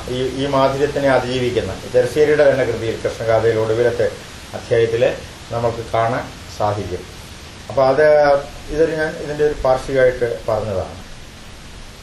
ഇതില് ഇനി ശ്രദ്ധിക്കാതെ പോകുന്നു ഒരുപാട് ഇങ്ങനെ ഓർത്തോർത്ത് വരുമ്പം പറയാൻ കാണും. കവിതയുടെ ഞാൻ വ്യവസ്ഥാപിതമല്ലാത്ത ഈ കാളിദാസൻ ഇങ്ങനെ നിർവഹണമാണെന്ന് പറഞ്ഞാൽ അത് ലളിതമാണ്. പിന്നെ വാൽമീകിയുടെയും വ്യാസന്റെയും സംസ്കൃതം കാളിദാസന്റെ സംസ്കൃതമായിട്ട് അല്ലെങ്കിൽ ഭവഭൂതിയുടെ സംസ്കൃതമായിട്ട് അവര് സൊഫിസ്റ്റിക്കേഷൻ വന്നു ഇങ്ങോട്ട് വരുമ്പോഴത്തേക്കും. ഇപ്പൊ ശ്വാസറുടെ ഇംഗ്ലീഷ് പോലല്ല, പ്രാകൃതമാണെങ്കിൽ അത് ലളിതമാണ്, നേരിട്ട് ജനങ്ങളുമായിട്ട് കുറച്ചുകൂടെ അടുപ്പമുള്ളതാണ്. ഇപ്പൊ മിൽട്ടണിലേക്കൊക്കെ വരുമ്പോൾ ഒരുപാട് മാറ്റം വരുന്നു എന്ന് പറയുന്നത് പോലെ അതുപോലെ ഈ നമ്മൾ പറയുന്ന ദ്രാവിഡ വൃത്ത എല്ലാ കവികളും പാരമ്പര്യത്തോട് കാണിച്ച പൂർവ്വെഴുത്തച്ഛനും സ്വീകരിച്ചു. അതേസമയത്ത് മലയാള ഭാഷയുടെ നാടോടി വഴക്കങ്ങളും ഈ അന്നത്തെ നമ്മളിന്നും കൂടിയാട്ടത്തില് കഥാപാത്രം പറയുമ്പോൾ ഒരു പ്രാകൃത ശ്ലോകം ചൊല്ലിയ സംസ്കൃത ശ്ലോകവും മണിപ്രവാളം പറയണം. ഉടന്തടി ട്രാൻസ്ലേഷൻ ഉണ്ട്. അപ്പൊ അത് എന്തുകൊണ്ടാണ് അന്നത്തെ മണിപ്രവാളം, മലയാളത്തിന്റെ പേരാണ് മണിപ്രവാളം എന്ന് പറയുന്നത്. ശ്രീകൃഷ്ണായിരുന്നു മണിപ്രവാളം എന്നുള്ള പേര്. കേരള ഭാഷയെന്നാണ് അവർ പറയുന്നത് ഈ മണിപ്രവാളത്തിന്. ലീലാതിലകത്തിന്റെ ചർച്ചയിൽ കേരള ഭാഷ എന്നാണ് പറയുന്നത്. അന്നത്തെ മലയാളത്തിന്റെ പേരാണ് ഈ മണിപ്രവാളം എന്ന് പറയുന്നത്. അപ്പൊ ഉത്തമ മണിപ്രവാളത്തിന്റെ ലക്ഷണം ഈ ചമ്പുവൊന്നുമല്ല, നിരണത്ത് രാമന്റെ കൃതിയാണ്, അല്ലെങ്കിൽ ഈ മലയങ്കിഴി മാധവന്റെ കൃതിയാണ്. അതായത് ഭാഷയ്ക്ക് പ്രാധാന്യവും രസത്തിന് പ്രാധാന്യമുള്ള ഉത്തമ മണിപ്രവാളത്തിന് ചമ്പുവല്ല, ഈ കൃതികളാണ്. അത് പറയാതാണ് ഈ പുതുശ്ശേരി രാമചന്ദ്രനെ ഈ എന്താണ് സമ്പൂർണ്ണ സാഹിത്യത്തിലൊന്നും വർമ്മനെ എഡിറ്റ് ചെയ്തതിൽ എവരെ പറ്റി പറയുമെന്ന് തന്നെ പറയുന്നത് ഈ മണിപ്രവാളത്തിന് പിന്നെ എതിരായിട്ട് ഒരു കൊണ്ടുവന്നു. മണിപ്രവാളത്തിന്റെ നന്മയാണ് ഭാഷണ രീതിയിൽ നിരണരാമനും ഒക്കെ കൊണ്ടുവന്നു. അത് നമ്മൾ അന്ധമായിട്ട് അങ്ങ് പറഞ്ഞേക്കുക. അതുപോലെ ഞാൻ പറഞ്ഞ ചമ്പുക്കളൊന്നും ഗൗരവം. നമുക്കിപ്പോ 51 അക്ഷരാളി എന്നുള്ളൊരു ശ്ലോകത്തിന്റെ പ്രചാരം വേറെ ഏതെങ്കിലും ഒരു ശ്ലോകത്തിന് കിട്ടിയിട്ടുണ്ടോ? അല്ലേ? അത് ആ പാരമ്പര്യത്തിലല്ലേ? അതുപോലെ ഈ ഇതെല്ലാം കൂത്തിന് വേണ്ടിയിട്ടുള്ളതാണ്. അതായത് ഈ കൂത്താടുമ്പോൾ വ്യാഖ്യാനിക്കാനായിട്ടാണ് രാമായണ ചമ്പൂർണ്ണ. അതുകൊണ്ടാണ് ഈ സഖ എന്നൊക്കെയുള്ള സംബോധനം വരുന്നതും അതുപോലെയുള്ള കാര്യങ്ങളൊക്കെ വരുന്നത്.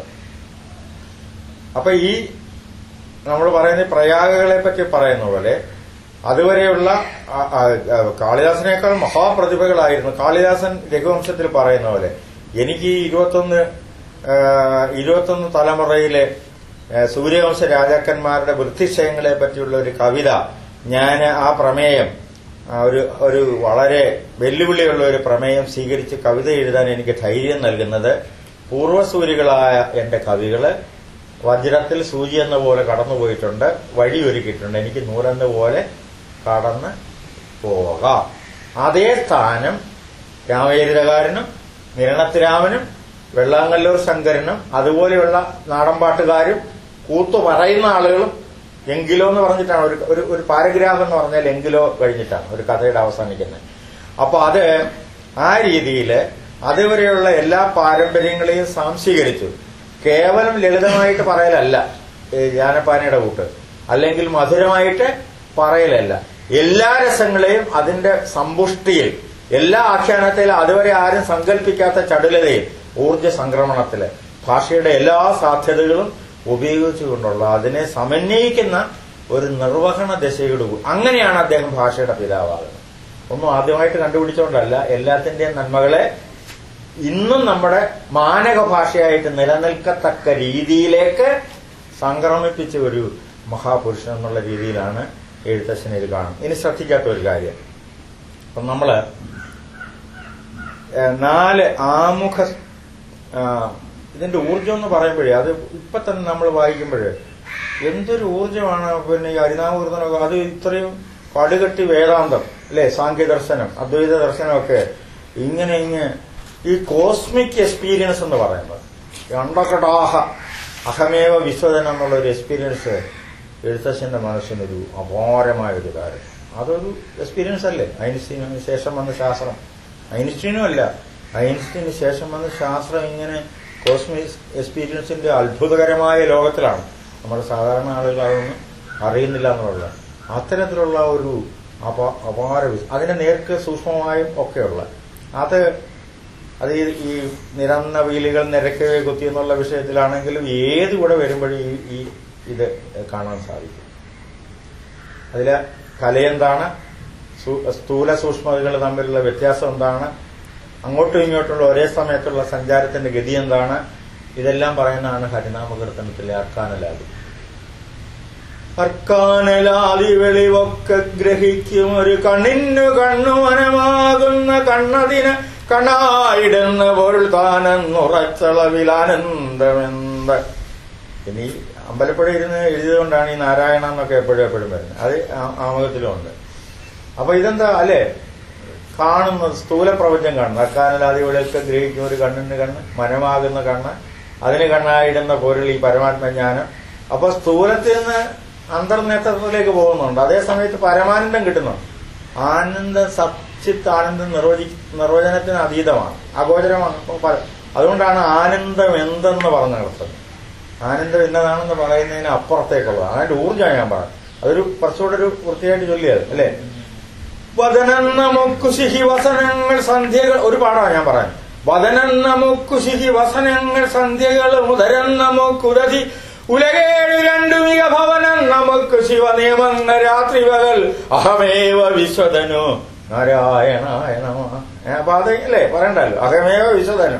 ആ കോസ്മിക് എക്സ്പീരിയൻസിന്റെ എവിടെയും വരും ഈ പറഞ്ഞ ആനന്ദ ആനന്ദ ചിന്മയ ഹരേ ഗോപികാരമണ ഞാനെന്ന ഭാവം അത് തോന്നായിടേണമക ഇക തോന്നുന്നതാകിൽ അഖിലം ഞാനിതെന്ന പടി തോന്നേണമേ വരദ നാരായണായ നമ. അതുകൊണ്ടാണ് ഈ പരാപരയെ പറ്റി പറഞ്ഞപ്പം അക്കിത്തം പറഞ്ഞത് ഇത് ഈ അദ്വൈതാനുഭൂതിയുടെ പരാപരയാണ്, അല്ലാതെ നാടൻ കള്ള് വിളിച്ചതിന്റെ ഒരു പരാപര അല്ല. അന്ന് ശുദ്ധമായ കള്ള് കിട്ടിക്കാണും എഴുത്തച്ഛനും പണ്ടില്ല ഈ ആരോഗ്യം നല്ലപോലെ കള്ള് കുടിച്ചു കാണും. മായില്ലാത്ത കള്ള് കിട്ടും, പാവമായിട്ട് കരുതിയിരുന്നില്ല അന്ന് കള്ള് നാട്ടിലെ ഒരു ഇത്. ഈ പരമവാഹിമം പരമാനന്ദമെന്ന് അതേ പറയാവുന്നുള്ളത് ആ ഒരു രീതിയില്.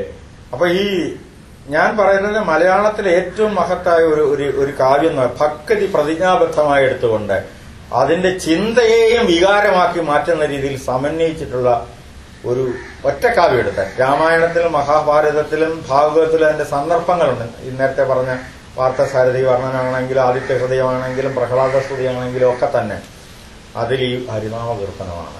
അതിന്റെ ഊർജം പിന്നെ കവിതയിലല്ല, രാമരാജ ബഹദൂറിലാണ് കിട്ടുന്നത്. പിന്നെ ആധുനിക സാഹിത്യത്തിൽ പിതാമഹനിലാണ്.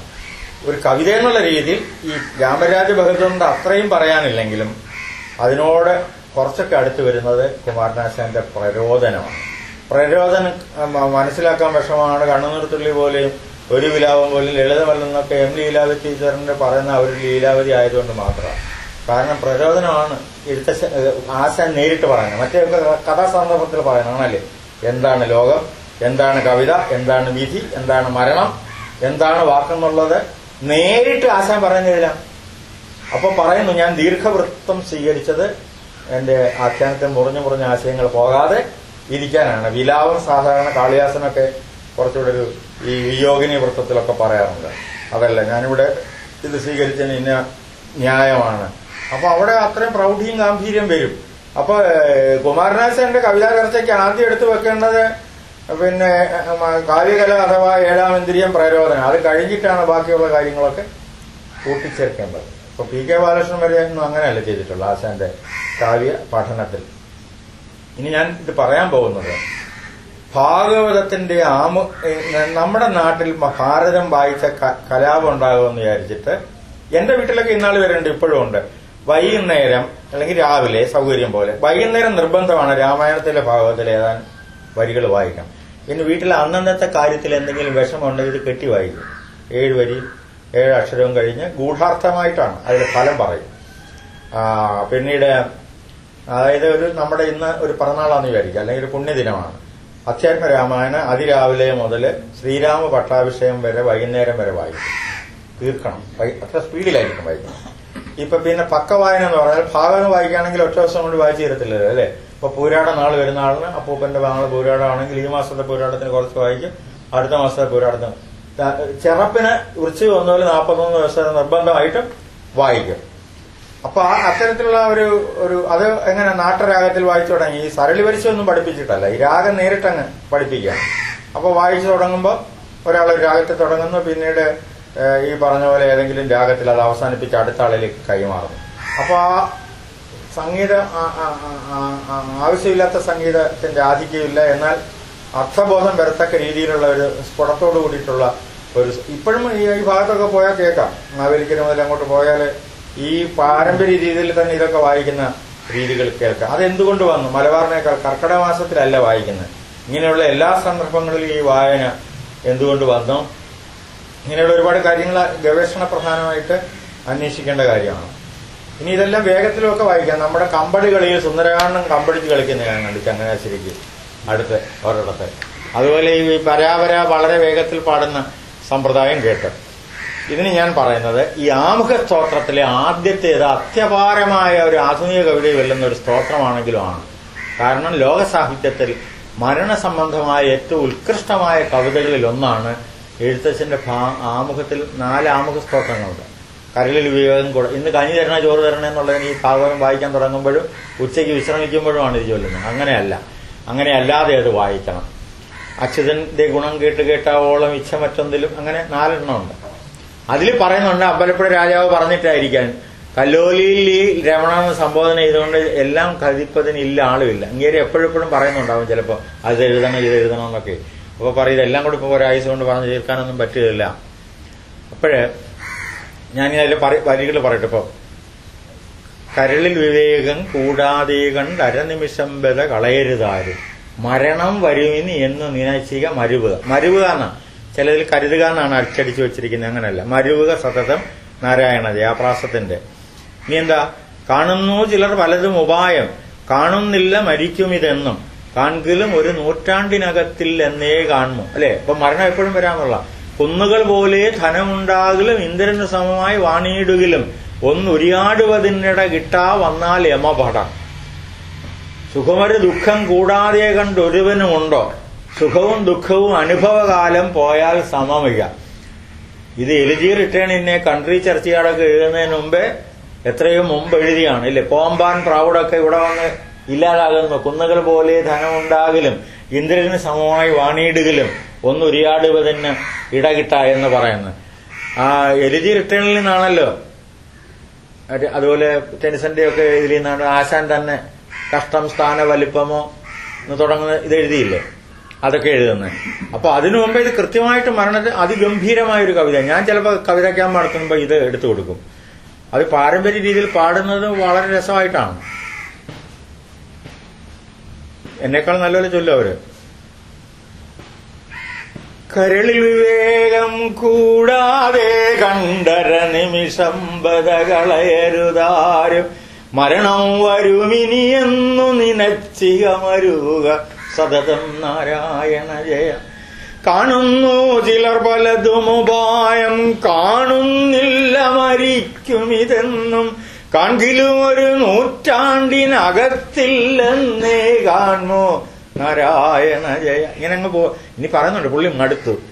അതായത് ബഹുജന്മ ഇനി ജനി മരണങ്ങൾ എനിക്കിനി വേണ്ട എന്ന് പറയുന്ന ഒരു സന്ദർഭമുണ്ട്. ഈ കർണപർവവും പാരമ്പര്യമായിട്ട് ചെല്ലും. അത് ആരോ അങ്ങനെ വ്യവസ്ഥപ്പെടുത്തിയാന്നുള്ളത്. ഇങ്ങനെ ചെല്ലുന്നു. ഇപ്പം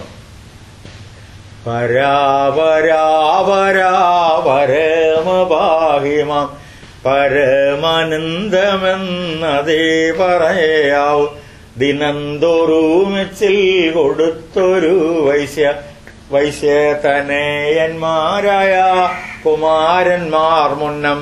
ഇങ്ങനെയാണ് പഴയൊരു രീതിയിൽ പറഞ്ഞത്. അപ്പൊ ഇങ്ങനെ വായിച്ച് കേട്ട ഒരു ശീലം കൊണ്ട് കുമാരപിള്ള സാറ് പറഞ്ഞു, യുദ്ധമൊക്കെ വർണ്ണിക്കുമ്പോ ഇങ്ങനെ പറഞ്ഞാൽ മതിയോ എന്നുള്ള ഒരു.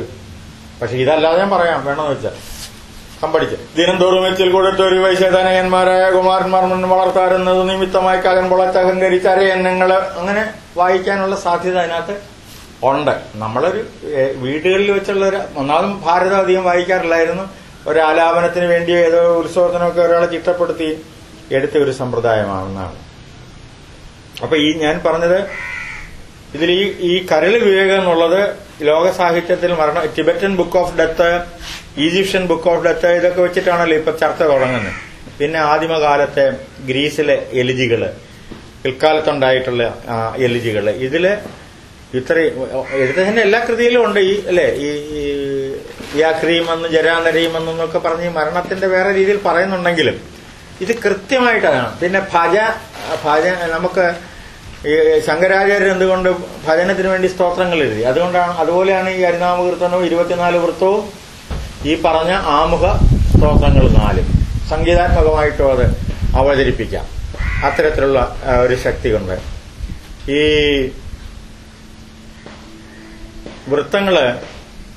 വൃത്തമഞ്ജരിയിൽ പറയുമ്പം രതീഷോടെ പോയി ഞാനിപ്പോ ചില കാര്യങ്ങൾ അധികം പരിചയമില്ലാതെ പറഞ്ഞു അല്ലേ?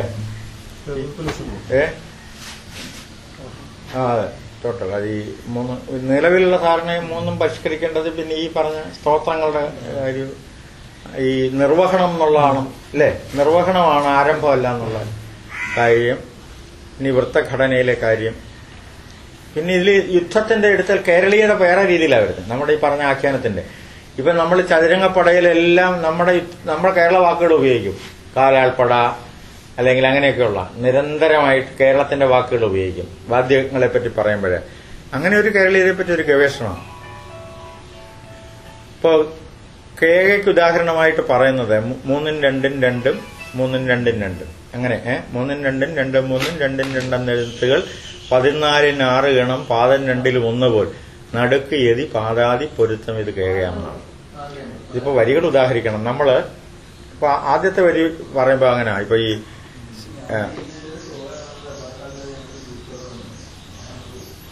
പക്ഷെ ഉടനീളം രാമായണവും ഭാരതവും വായിക്കുമ്പം ഈ 3 2 2 എന്നുള്ളതിന് പകരം 2 3 2 ആയിട്ടോ 2 2 3 ആയിട്ടോ ഇത്തരം ക്രമങ്ങള് നമുക്ക് കാണാൻ സാധിക്കും. 3 2 3 ആ ക്രമത്തിലെ അല്ല നമ്മൾ പറയുന്നത്. ഗുരു ഒന്നെങ്കിലും വേണം മാറാതെ ഓരോ ഗണത്തിലോ എന്നുള്ളതും ശരിയല്ല.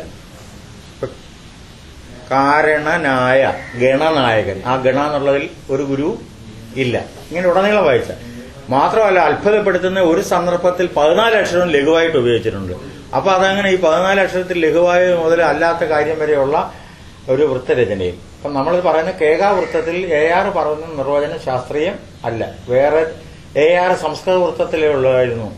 ഈ പിന്നെ തമിഴ് വൃത്തത്തിൽ ഇശക്കണക്കിനൊക്കെയുള്ള അതിനെപ്പറ്റി വേണ്ടത്ര അന്വേഷിക്കാൻ, പിന്നെ തൊൽക്കാപ്യം പഠിക്കാൻ നന്നൂലെന്ന് പറയുന്നുണ്ട്. അതില് വൃത്തശാസ്ത്രം പ്രത്യേകമുണ്ട്.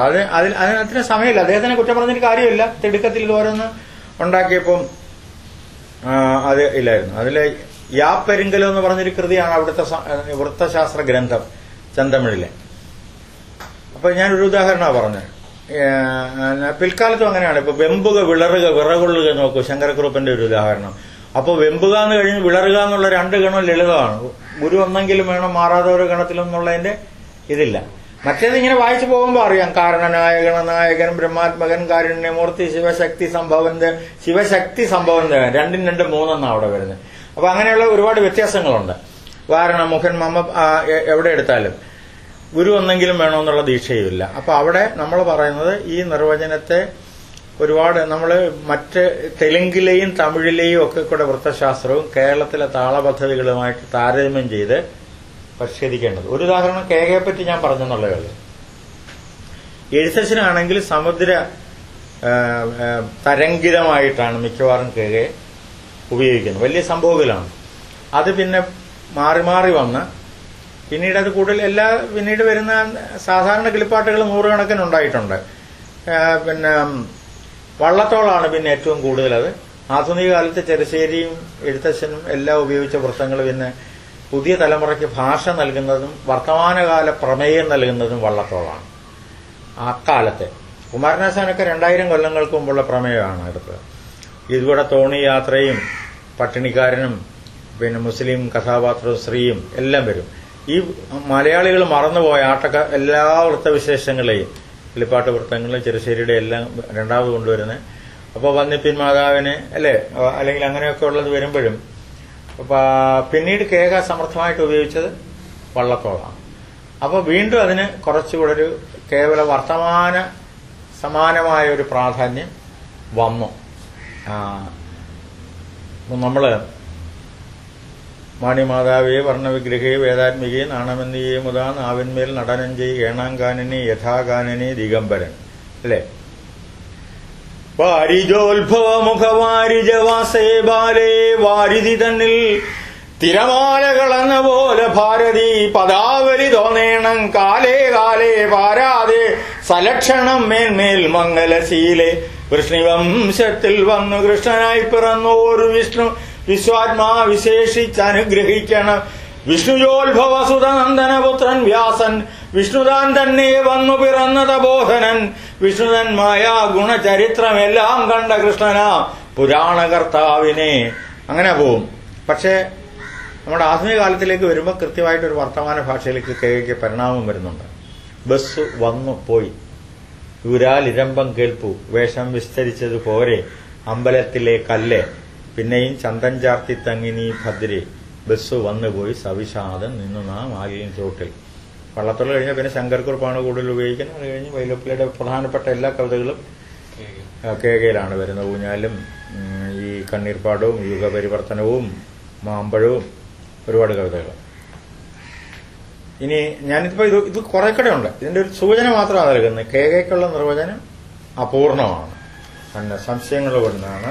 ആ രാമായണം ഭാരതവും മൊത്തമായിട്ടുമല്ല, അതേ ശിഷ്യന്മാരെ ഉള്ളൂരിനെ മറ്റേ മള്ളൂരിനെയൊക്കെ കൊണ്ടുവന്നിട്ട് പാടി കേൾപ്പിച്ചിട്ട് പെട്ടെന്ന് ലക്ഷണം ഉണ്ടാക്കിയ ചെയ്ത് ഈ കാകളി എടുക്കുമ്പോൾ മാത്ര 5 അക്ഷരം 3 വരുന്നോര് ഗണങ്ങളെ 8 ചേർത്തുള്ള ഈരടിക്ക് ചൊല്ലാൻ കാകളി എന്നതാണ്. അപ്പൊ 3 അക്ഷരത്തിൽ 6 മാത്ര, അല്ല 5 മാത്ര വരണം. 2 ഗുരു 1 ലഘുവും. പക്ഷെ അങ്ങനെ വന്നാലും കാകളി ആകത്തില്ല. നമ്മളിപ്പം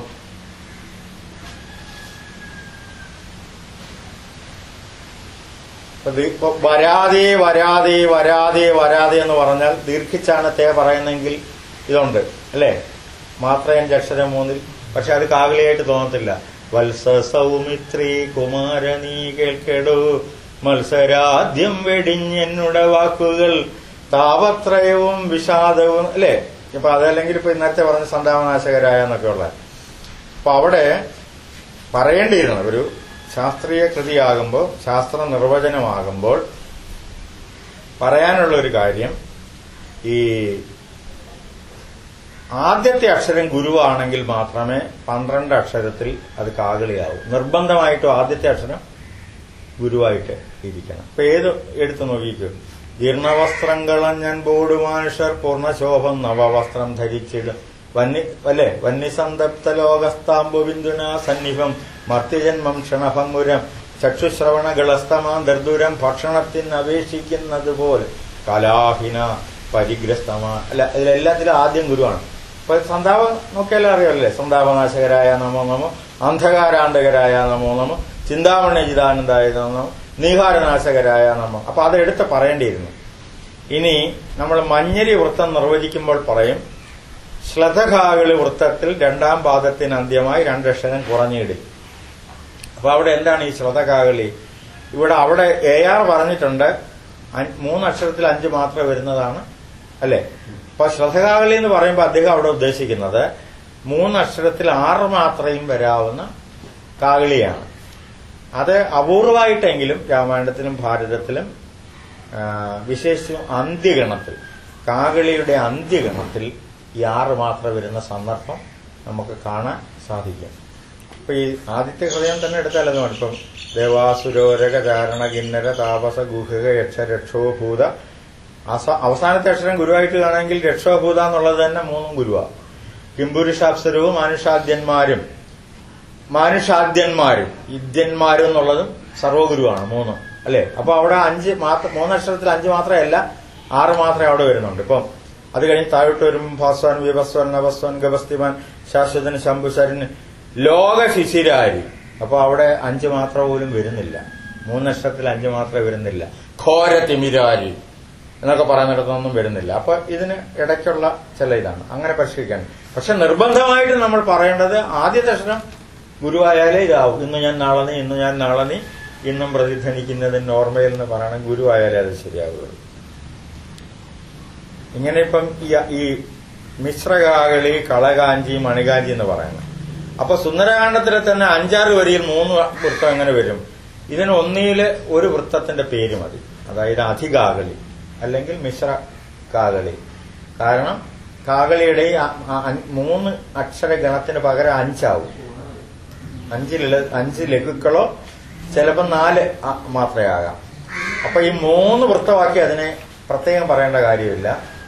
അധികാകളി എന്ന് ഒരു പേരോ അല്ലെങ്കിൽ മിശ്രകാകളി എന്നുള്ള ഒരു പേരോ ഒരു 8 വരിയിൽ തന്നെ അല്ലെങ്കിൽ ഒരു കാണ്ഡത്തിൽ തന്നെയോ ഈ ഇങ്ങനെ മിശ്രിതമായിട്ട് ഒരുപാട് വൃത്തമല്ല അവിടെ ഉപയോഗിക്കുന്നത്. ഇപ്പം നമ്മൾ പറഞ്ഞാൽ സകല സുഖ കുല വിമല തിലകിത കളയേവരെ അല്ലെ. അപ്പൊ ഒടുവിലത്തെ ഇത് ഒഴിച്ച് ബാക്കി 3 ഗണത്തിലും ലളിത അല്ലെ. സകല സുഖ കുല വിമല തിലകിത ക വരെ വരുന്നത്. അപ്പൊ അതിനെ അത് അത്രയും ലളിതമാക്കി. 3 അക്ഷരത്തിൽ 5 മാത്രമേ ഒരു 5-നെ ലളിതമാക്കി. അടുത്തതും അങ്ങനെ സാരസ്യ പീയൂഷ സാരസർവസ്വമേ കഥയമാമ കഥകൾ അതിസാദരം ഗാകുൽസ്ഥ ലീലകൾ കേട്ടാൽ മതി വരാം. അത് ഈ ഭീഷ്മപർവം ഒക്കെ എടുക്കുമ്പോൾ ഇതിങ്ങനെ ഇടകലർന്ന് വരും. ഒരേ സന്ദർഭത്തിൽ തന്നെ, ഒരേ കാണ്ഡത്തിലോ പർവ്വത്തിലോ തന്നെ. കുറച്ച് ഭാഗവതത്തിലുണ്ട് ഈ വൃത്തം ഉപയോഗിക്കുന്നത്, വളരെ കുറച്ചേ ഉള്ളൂ. അപ്പൊ അതുകൊണ്ട് അതിനെ 3 വൃത്തമാക്കി കൽപ്പിക്കേണ്ട കാര്യം ഇല്ല. വേറെ ഒന്ന് ഇതുപോലെ ഇത് വരുമ്പം നമ്മൾ പറയുന്ന ഈ നദോന്നതയെപ്പറ്റി അന്നനടയെപ്പറ്റിയൊക്കെ യതി വേണം എന്ന് പറയുന്ന സന്ദർഭങ്ങളിൽ യതി ഇല്ല ശരിക്കും നമ്മൾ വായിച്ചു നോക്കുമ്പോൾ. പിന്നെ ആ കൃതികളിൽ ഇതിൽ ഞാനൊരു സൂചനയാണ് പറയുന്നത്. അപ്പം ഭാഷാവൃത്ത പ്രകരണത്തെപ്പറ്റി കോവണി നെടുങ്ങാണ്ടി ആദ്യം പറഞ്ഞു, വൃത്തമഞ്ജരിയിൽ പറഞ്ഞു. ഇതെല്ലാം ഒരു താളത്തെ വെച്ചായിരിക്കും എന്നുള്ള അന്ധമായ ഒരു സമീപനം വെച്ചുകൊണ്ട് കുട്ടികൃഷ്ണമാരാരും കേൾക്കവാദ്യാരും പറഞ്ഞു. അതുപോലെ നമ്മൾ തമിഴ് വൃത്തവും തെലുങ്ക് വൃത്തശാസ്ത്രവും എല്ലാം കൂടെ പഠിച്ചിട്ട് യാപ്പെരുങ്കലും ഒക്കെ പഠിച്ചിട്ട് താളവട്ടങ്ങൾ ഇപ്പൊ കുണ്ടനാച്ചി കുംഭതാളം മർമ്മതാളം എന്നൊക്കെ പറഞ്ഞ് താളം പറഞ്ഞിട്ട് തുള്ളല് നമ്പർ എഴുതുന്നില്ലേ അല്ലെ? അങ്ങനെ ഒരു വലിയൊരു പണ്ഡിതന്മാരുടെ ഇത് പരിചയപ്പെട്ട ഒരു സമൂഹം കൊണ്ട് മാത്രമേ നമ്മുടെ സംശയം രഹിതമായ ഒരു കാര്യം ഇത് പറയാൻ സാധിക്കുള്ളൂ. കിളിപ്പാട്ട് വൃത്തങ്ങളെ പറ്റി അതൊരു ഇതാണ്. 24 വൃത്തം എന്ന് പറയുമ്പോൾ 24 പ്രത്യേക വൃത്തത്തിൽ എഴുതിയതല്ല. അവിടെ കാണ്ഡം പർവം എന്നുള്ളത് പടലം എന്നുള്ളത് പോലെ ഒരു അധ്യായത്തിന് പേര് മാത്രമാണ് വൃത്തം. 24 വൃത്തത്തിൽ 10-12 വൃത്തമേ കിട്ടുള്ളൂ. ഒരേ വൃത്തം തന്നെ ആവർത്തിക്കുന്നു. 16 വൃത്തത്തിലും അങ്ങനെയാണ്. 24 വൃത്തം രാമായണം മാത്രമല്ല, ഭാഗവത 24 വൃത്തവും ഉണ്ട്. 24 വൃത്തമുണ്ട്. രാമായണം 24 വൃത്തമുണ്ട്, ഭാഗവത 24 വൃത്തമുണ്ട്. അപ്പൊ പലപ്പോഴും സാറന്മാർ ഇത് വായിക്കാത്തതുകൊണ്ട് 24 വൃത്തത്തിൽ 24 വൃത്തം ഉണ്ടെന്നങ്ങ് പറയും. കൃഷ്ണഗാഥ മുഴുവൻ മഞ്ഞരിയാന്ന് പറയും. കാരണം 8 വൃത്തഭേദങ്ങൾ സ്വർഗാരോഹണത്തിൽ വേറെ പ്രയോഗിച്ചിരിക്കുകയാണ്. അപ്പൊ അങ്ങനെയുള്ള ആ കാര്യങ്ങളില് മലയാള വൃത്ത പഠനം ആദ്യം മുതൽ ആരംഭിക്കേണ്ട ഒരു അവസ്ഥയാണ് വസ്തുനിഷ്ഠമായിട്ട് പറഞ്ഞാൽ. പക്ഷെ നമുക്ക് തെറ്റാതെ എഴുതാം. ഈ വെറുതെ വൃത്തശാസ്ത്രമൊന്നും പഠിക്കേണ്ട. ഈ പദ്യം വായിച്ച് പരിചയമുണ്ടെങ്കിൽ ഇതേ വൃത്തത്തിൽ നമുക്ക് പറയുകയോ എഴുതുകയോ ഒക്കെ ചെയ്യാം. അത് വേറൊരു സിദ്ധിയാണ്. പക്ഷെ അത് ശാസ്ത്രത്തിലേക്ക് വരുമ്പോൾ സംസ്കൃത വൃത്ത പഠനത്തില് ഇത് ഇല്ല. അപ്പൊ നമ്മൾ പറയുന്നത് ഈ എഴുത്തച്ഛന്റെ സാംസ്കാരിക സംക്രമണം പിന്നീട് CV രാമപിള്ളയിലും ഉണ്ണായിവാരിലും ആശാനിലും പിന്നെ ഇതിലൊക്കെയാണ് വരുന്നത്. ഈ സാഹിത്യത്തിൽ ഒരു ഊർജം വേണം. ഞാനത് ഇങ്ങനൊരു പുസ്തകത്തിൽ എഴുതിയിട്ടുണ്ട്. ഇത് കുറച്ചൊക്കെ ഇപ്പൊ പറഞ്ഞ മുഴുവനില്ലെങ്കിലും ഈ DC-ക്ക് വേണ്ടി എഴുതിയപ്പോ ഇതിന്റെ ഒരു ആമുഖത്തിൽ ഇത് കുറെ പറഞ്ഞു വെച്ചിട്ടുണ്ട്. ഇത് വായിച്ചാല് അപ്പോഴേ മലയാളികൾക്ക് ഇങ്ങനെ ഒരു ആഭിജാത്യവും ഒരു ആത്മാഭിമാനവും ഒരു അന്ന് എഴുത്തച്ഛന്റെ കാലത്ത് ആകുമ്പോഴത്തേക്ക് പോർച്ചുഗീസ് അതിക്രമണമൊക്കെ ആയി. എഴുത്തച്ഛന്റെ കവിതയുടെ വരികൾ അന്ന് തന്നെ പോർച്ചുഗീസ് ലാംഗ്വേജിൽ കുറച്ച് വിവർത്തനം ചെയ്തിട്ടുണ്ട്. അപ്പോഴ് നമ്മൾ പറയുന്നത് ഈ ബ്രാഹ്മണനായ പിന്നെ ജ്ഞാനപ്പാന കർത്താവിനെ ഇടം കൈകൊണ്ട് തട്ടിയിട്ട് അദ്ദേഹത്തോട് ഉപദേശം തോന്നണമെങ്കിൽ അന്നത്തെ ഒരു സ്റ്റാറ്റസ് എഴുത്തച്ഛന് തീർച്ചയായിട്ടും ഉണ്ട്. ഐതിഹ്യം കൊണ്ട് ഒരു സമകാലികയിലാണല്ലോ അല്ലെ? മേൽപ്പത്തൂരും പൂന്താനും തമ്മിൽ ഒരു ഐതിഹ്യമുണ്ട്, മേൽപ്പത്തൂർ എഴുത്തച്ഛനും തമ്മിൽ ഐതിഹ്യം കൊണ്ട് പറയുന്നു. അപ്പൊ അത് തീർച്ചയായിട്ടും ആ രീതിയിൽ എഴുത്തച്ഛന്റെ ഒരു പ്രഭാവം ഇങ്ങനെ വായിച്ച് എഴുത്തച്ഛന്റെ ഭാഷയുടെ സംസ്കാരത്തിന്റെ നമ്മളൊന്ന് വായിക്കേണ്ടത്. മാർത്താണ്ഡവർമ്മ എന്ന് എഴുതിയ കാലത്ത് CV-യുടെ പ്രായത്തിലുള്ളവര് ഒട്ടുമിക്കവാറും അത് വായിക്കുകയും കാണാതെ മനസ്സിൽ ഓർക്കുകയും ചെയ്തിട്ടുണ്ടെങ്കിൽ അന്നത്തെ വിദ്യാഭ്യാസ അന്തരീക്ഷത്തിൽ അവർക്കത് അത്ര ക്ലേശകരമായിട്ട് തോന്നിയില്ല. ഭാഷയുടെ തലത്തിലും ആ കഥാഗതിയുടെ തലത്തിലും. അപ്പൊ അതുപോലെ എഴുത്തച്ഛന്റെ കാലത്ത് അല്ലെ അദ്ദേഹം ക്രോഡീകരിക്കുകയും അദ്ദേഹത്തെ തുടർന്ന് ആ ഒരു സംസ്കാരത്തിന്റെ സ്ഥിതി സൃഷ്ടിക്കുകയും ചെയ്തു. അത് കഴിഞ്ഞ് പിന്നീട് നമുക്ക് ഒരുപാട് കിളിപ്പാട്ടുകളാണ് വരുന്നത്. കുറച്ച് ആട്ടക്കഥകളാണ് അല്ലാതെ വരുന്നത്. അത് കഴിഞ്ഞ പിന്നെ കുഞ്ഞൻ നമ്പ്യാരും 3 പേര് വരുന്നുണ്ട്. ഉണ്ണായി വാര്യരും ഈ രാമപുരത്തുകാരൻ ചില്ലറ കവിയല്ലല്ലോ. അന്ന് മലയാളത്തിലെ ഏറ്റവും നല്ല ഖണ്ഡകാവ്യം കുചേലവൃത്തം വഞ്ചിപ്പാട്ടാണ്. പിന്നീട് വരുന്നതൊന്നുമല്ല, അന്ന് എഴുതിയതാണ് ദാരിദ്ര്യം. അപ്പൊ അത് ഇവർ 3 പേരും 18-ാം നൂറ്റാണ്ടാവുമ്പോഴാണ് വരുന്നത്. അതിനിടയ്ക്ക് അപ്പൊ എഴുത്തച്ഛന്റെ ആ ഒരു പ്രഭാവം ഇന്ന് വരെ നമ്മുടെ ഭാഷയിലെ ഇതിലൊക്കെ നിന്ന്. നമ്മൾ പറയുന്നത് ഇപ്പൊ ഡാൻഡെ ഇല്ലായിരുന്നെങ്കിൽ ഇറ്റാലിയൻ ഭാഷ പ്രതിഷ്ഠ കിട്ടത്തില്ല, മിൽട്ടൺ ഇല്ലായിരുന്നെങ്കിൽ ഇംഗ്ലീഷ് കിട്ടില്ല. അതുപോലെ മലയാളത്തിൽ സഹീർവത്തിന് പഴക്കം മുതലേ ഉള്ള ഒരുപാട് പ്രയോഗങ്ങളെല്ലാം നഷ്ടപ്പെട്ട് ചെന്തമിഴായിരുന്നു ഒരു കാലത്ത് ഇവിടുത്തെ സാഹിത്യഭാഷ. ചേർത്തലക്കാരനാണ് മണിമേഖല എഴുതിയിട്ടുള്ള ആള്, ചാത്തനാര്. അപ്പോ ഇളങ്കോവടികൾ ഇവിടുത്തെ ഇളയ രാജാവാണ്. തിരുവള്ളൂർ അന്നത്തെ ചേര രാജ്യത്തിൽപ്പെടുന്ന ആളാണ്. അതിന്റെ തുടർച്ചയാണ് ഇതൊക്കെ. ഇതുപോലെ തന്നെ നമുക്ക് അന്വേഷിക്കാവുന്ന ഒരു കാര്യമാണ്. ഈ ഒരു രീതിയിലാണ് എഴുത്തച്ഛനെ നമ്മൾ കാണുന്നത്. പക്ഷെ എഴുത്തച്ഛന്റെ ജീവചരിത്രം മൊത്തം അന്വേഷിക്കണം. എഴുത്തച്ഛൻ സ്ഥാപിച്ച മാനവിക ഭാഷ ഇപ്പോഴും തുടരുന്നു. അപൂർവമായിട്ട് മാത്രമേ. എഴുത്തച്ഛന്റെ അദൃശ്യതയാണ്.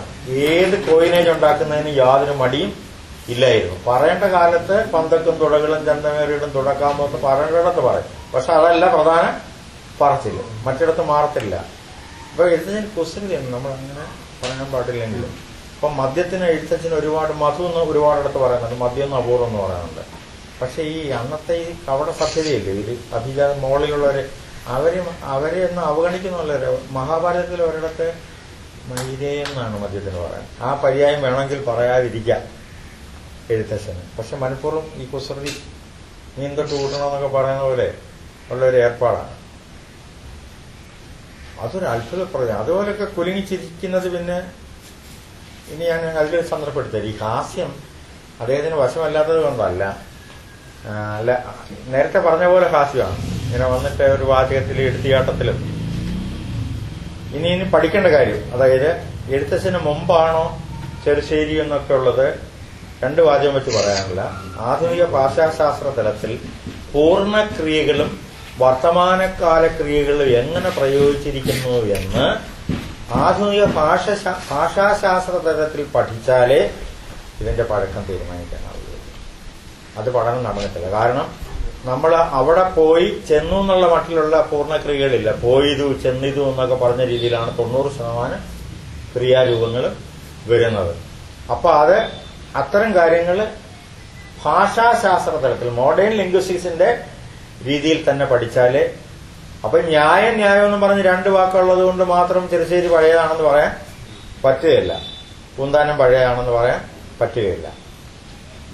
എത്രയൊക്കെ പറഞ്ഞാൽ ഈ പൂച്ച വെച്ചിട്ട് ഈച്ച വരുന്നു എന്നൊക്കെ പറയുന്നിടത്തൊരു ദൗർബല്യമൊക്കെ ഉണ്ട് ഈ പൂന്താനത്തിന്. പൂന്താനത്തിന്റെ നല്ല കവിത സന്താന ഗോപാലം പാനയാണ്. കുറെ രസവും സങ്കടവും കരച്ചിലും ഒക്കെ വരുന്നത് ജ്ഞാനപ്പാനയല്ല, ലോകതത്വം പറയുന്ന അവിടെ. ഇപ്പം അന്നും ഇന്നൊന്നും പറഞ്ഞുള്ളൂരിന്റെ കവിതയുണ്ട്, അതിലൊരു കവിതയുണ്ട്. മറ്റേത് പ്രേമസംഗീതം തത്വം പറയുന്ന പാടാൻ കൊള്ളാമെന്നല്ലാതെ കവിത എന്നുള്ള രീതിയിൽ ഉള്ളു കുറവാണ്, ഒരാരി കുറവാണ്. അപ്പൊ അതേ രീതിയിലാണ് ഞാൻ പറഞ്ഞത്. അപ്പൊ അത് പാടേന്ന് നമ്മൾ ചെയ്തിട്ടില്ല അല്ലെ. എന്തുകൊണ്ട് എഴുത്തച്ഛന്റെ കൃതികളിലെ മാത്രം വെച്ചിട്ട് അതുപോലെ പ്രയോഗം അദ്ദേഹം എങ്കിലോ എന്ന് പറയുന്നുണ്ട്. ഇപ്പൊ ചിലപ്പോ ഉള്ള ഞാൻ അഹോ ഇങ്ങനെയുള്ള പ്രയോഗങ്ങൾ കാണാം 3 കൃതികളിൽ. ഇത്തരത്തിൽ ഒരുപാട് ഞാനിതൊക്കെ അടയാളപ്പെടുത്തിയിട്ടുണ്ട്. എന്റെ കവിത നഷ്ടപ്പെട്ടു എന്ന് വിചാരിച്ചുകൊണ്ടാണ് ഞാൻ ഇതിനകത്തൊക്കെ മാത്രം പോയ ആവർത്തിച്ച് വായിക്കണം. ഭാഗവതത്തിലും കുഞ്ഞിക്കുട്ടൻ തമ്പുരാന്റെ മഹാഭാരതം വിവർത്തനത്തിലുമാണ് മലയാള ഭാഷയുടെ വ്യാപാര വ്യാപ്തി ഏറ്റവും കൂടുതലുള്ളത്. രാമായണം ചെറിയ കവിതയാണ്, ഭാരതവും ചെറിയ കൃതിയാണ്. ഭാഗവതം എഴുത്തച്ഛൻ്റെതായാലും അല്ലെങ്കിലും അത് വലുതായതുകൊണ്ട് നമ്മുടെ പദാവലികളുടെ പൂർണ്ണമായ ഒരു അന്വേഷണത്തിന് കുഞ്ഞിക്കുട്ടൻ തമ്പുരാന്റെ മഹാഭാരത വിവർത്തനവും എഴുത്തച്ഛന്റെ ഭാഗവതം കിളിപ്പാട്ടും രണ്ടും കൂടെ വെച്ചിട്ട് വേണം ഒരു അന്വേഷണം നടത്താൻ. പൂജിപ്പിക്കേണ്ടതുണ്ട്. രാമചരിതത്തിൽ ഒരുപാട് വാക്കുകളല്ലേ നമ്മുടെ ഡിക്ഷണറിയിൽ ശബ്ദധാരാളിയിലില്ല, രാമകഥപ്പാട്ടിലില്ല, നാടോടി കഥകളിലില്ല, വാടക്കമ്പാട്ടിലില്ല. അങ്ങനെയുള്ള ഒരുപാട് കാര്യങ്ങളുണ്ട്. എന്തുകൊണ്ട് ഇവർക്കൊരു അഖില ഭാരത കേരള ഭാഷ ഒരു അംഗീകാരം കിട്ടി? പണ്ട് ശിഷ്യന്മാരെ വെച്ച് വ്യാസം ചെയ്തതുപോലെ വായനയൊക്കെ വെച്ച് പഠിപ്പിച്ചത് കൊണ്ടായിരിക്കാം, വിളക്ക് വെച്ച് വായിപ്പിച്ചത് കൊണ്ടായിരിക്കാം. എങ്കിലും അതിലുമുണ്ട്. ഇപ്പോ ഈ ഭാരതത്തിലേക്ക് വരുമ്പം അക്കൂട്ടെന്നൊക്കെ പറയുന്നുണ്ട്. അത് കോട്ടയം ഭാഗത്തെ പറയുന്നുണ്ട്. അപ്പൊ അവിടെ തോണിന്ന് മാത്രമേ പറയുന്നുള്ളൂ, അതേ ആൾ ഇവിടെ അക്കൂട്ടെന്ന് പറയുന്നുണ്ട്. അപ്പൊ ഇങ്ങനെയുള്ള ഭാഷയിലൂടെ ചർച്ചിച്ചു എന്ന് പറയുന്നുണ്ട്. അതും പറയും. ഇന്നത് പ്രയോഗിക്കാൻ അവിടെ ആവശ്യമാണ്, അത് അവിടെ പറഞ്ഞിരിക്കും. അതിനുവേണ്ടി മാറ്റിവെക്കലൊന്നുമില്ല. കാരണം ചർച്ച സംസ്കൃത വാക്കാണ്. അത് നമുക്ക് നമ്മുടെ ഒരു രീതിക്ക് സ്വീകരിക്കാം രീതിയിൽ. അപ്പൊ അത് അങ്ങനെയൊക്കെ അത്ഭുതകരമായ പഠനങ്ങൾക്ക് വേറെ സാധ്യതയുണ്ട് ഭാഷയുടെ തലത്തില്, വിജ്ഞാന സംക്രമണത്തിന്. അപ്പൊ ഈ ഭാഗവതത്തിലെ അവതാരങ്ങളുടെ കാര്യം പറയുമ്പോൾ ബുദ്ധനെ പറയണം, കപില മഹർഷിയെ പറയണം. അപ്പൊ ഹാസ്യം എന്നുള്ളതുകൊണ്ട് മൂലരാമായണത്തിലോ ഭാരതത്തിലോ ഇല്ലാത്ത എല്ലാ സ്ഥലത്തിലും ഇടയ്ക്കിടയ്ക്ക് നാരദൻ കേട്ട് ചിരിച്ചു എന്ന് പറയുന്നു. എഴുത്തച്ഛൻ. അപ്പൊ അതെന്തുകൊണ്ട് നാരദൻ ഇടയ്ക്കിടയ്ക്ക് എവിടെ വിളിക്കുന്നു എന്നൊക്കെയുള്ള അതാച്ചാൽ അതിലിതുണ്ട്. നാരദനും വേദവ്യാസനും ഒക്കെ അബ്രാഹ്മണരാണല്ലോ, കള്ളു വിൽപ്പനക്കാരുടെ മകനാണ് നാരദൻ. അങ്ങനെയും കൂടെ ഉണ്ട്. അപ്പൊ ആ നാരദന്റെ ഹാസ്യവും കേരളത്തിന് ഇതിലെ ഈ രാമായണത്തിലെ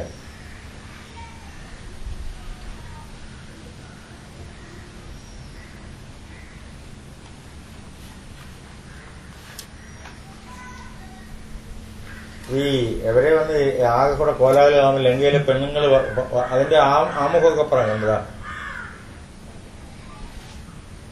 ഈ രാവണനെ പറ്റി പറയുന്ന നീജനിവൻ കുലമൊക്കെ മുടിപ്പതിനാചരിച്ചാനിത് തന്മരണത്തിനും നല്ല സുതന്മാരെയും തമ്പിമാരെയും കൊല്ലിച്ച് മറ്റുള്ള മാതൃജനത്തെയും എല്ലാം അനുഭവിച്ചിടുവാൻ പണ്ടുതാൻ വല്ലായ്ക ചെയ്തതുമെല്ലാം മറന്നിതോ. ഇനിയിപ്പോ ഇത് കേരളത്തിലെ ഇത് കുഞ്ഞിനാമ്പേറെ വരികളാണെന്ന് വേണമെങ്കിൽ തോന്നാം. ബ്രഹ്മസ്വമായതും ദേവസ്വമായതും നിർമര്യാദം അടക്കിനാൻ ഏറ്റവും നാട്ടിലിരിക്കും പ്രജകളെ പീഡിച്ചു കാട്ടിലാക്കി ചമച്ചിടിനാൻ കശ്മലൻ അർത്ഥം അന്യായേന നിത്യമാർജിക്കുകയും മിത്രജനത്തെ വെറുത്തു ചമയ്ക്കുകയും ബ്രാഹ്മണരെ കൊല ചെയ്യുകയും മറ്റുള്ള ധാർമ്മികന്മാർ മുതലൊക്കെ അടക്കയും പാരൻ ഗുരുജനദോഷവും ഉണ്ടിവൻ ആരെയുമില്ല കൃപയും ഒരിക്കലും ഈ മഹാഭാവി ചെയ്ത ഒരു കർമ്മത്തിനാൽ നമ്മയും ദുഃഖിക്കുമാറാക്കിനാനിവൻ എന്ന് പറയുന്നൊരു ലങ്കയിലെ സ്ത്രീജനങ്ങളുടെ ഒരിതുണ്ട്. ഇങ്ങനെ ഇടയ്ക്കിടയ്ക്ക് വരും ഒരു ഇത് തോന്നുന്ന. പക്ഷെ അതല്ല പുള്ളിയുടെ മറ്റേ ഇതാണല്ലോ അല്ലെ ഏറ്റവും ഇതിനേക്കാൾ വലിയ കാര്യങ്ങൾ വലിയ രീതിയിൽ പറയാനിരിക്കുമ്പോ. അതുപോലെ സാധാരണ മലയാള വരികൾ മാത്രമുള്ള സന്ദർഭങ്ങളുണ്ട്. അത് കുന്തി പാഞ്ചാലി വടി നിങ്ങൾ 5 പേരും പകുത്തിട്ടോ എന്ന് പറയുമ്പോൾ നേരെ പറയുന്നത് ശരിയല്ലല്ലോ എന്ന് വിചാരിച്ചാൽ അതൊരു ഗൂഢമായ കാര്യമാണ്. സ്വാമി സംസ്കൃതമാണ് നേരെ കുന്തി പറയുന്നത്. അപ്പൊ ഇങ്ങനെയൊക്കെ ഓരോ സന്ദർഭത്തിനനുസരിച്ചാണ് അതേപോലെ മറ്റേ വീണും ഉരുണ്ടും കരണ്ടും പിരിഞ്ഞുമൊക്കെ അല്ലേ ഈ യുദ്ധവും മറ്റേതൊക്കെ വരുമ്പോഴേ പല്ലിടിച്ച് നകിച്ച് എന്നൊക്കെ പറയുന്നിടത്ത് അതിന് നമ്മൾ ഒരു ലോക മാതൃകയും കണ്ടിട്ടില്ല അല്ലേ. അതിനുമുമ്പുള്ള ഒരു കവിതയിലും അങ്ങനെയുള്ള ആഖ്യാനം സംസ്കൃതത്തിലോ മലയാളത്തിലോ കണ്ടിട്ട് ഒരുപക്ഷെ കളരിപ്പയറ്റിലെങ്ങാണോ അല്ലെ എങ്ങാണോ മറ്റേ ആ വായ്ത്താരിയില് ഉണ്ടെങ്കിലേ ഉള്ളു അല്ലെ. കളരി ഇങ്ങനെ ചാടുമ്പോൾ വായ്ത്താരിയുണ്ട്. ആഭിചാര മന്ത്രങ്ങളെല്ലാം ഉണ്ട്. അടിതുള്ളി മുടുതുള്ളി മൂലാധാരം ചുള്ളി മുച്ചതിരത്തുള്ളി അടികളെ മുടികളെ തുകില ആഭിചാര മന്ത്രങ്ങളിലെല്ലാം ഉണ്ട് അത്തരത്തിലുള്ള പ്രയോഗങ്ങൾ. അപ്പൊ അത് എവിടെല്ലാം പുള്ളി പോയിരിക്കുന്നു.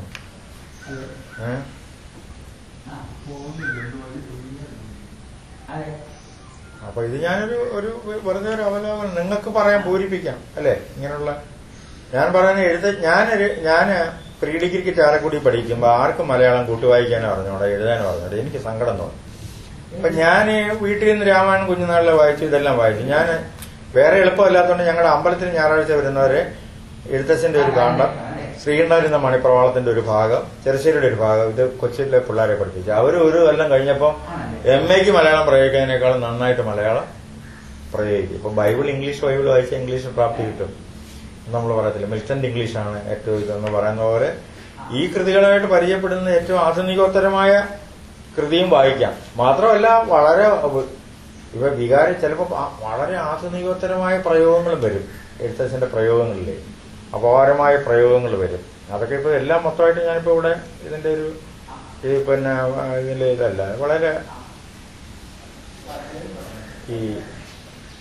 ഞാനിതിന്റെ ആമുഖത്തിൽ കൊടുത്തിരിക്കുന്ന ഈ കരളിൽ വിവേകമാണ്. മൊത്തം ചൊല്ലുമ്പോ അപാര കവിതയാകും.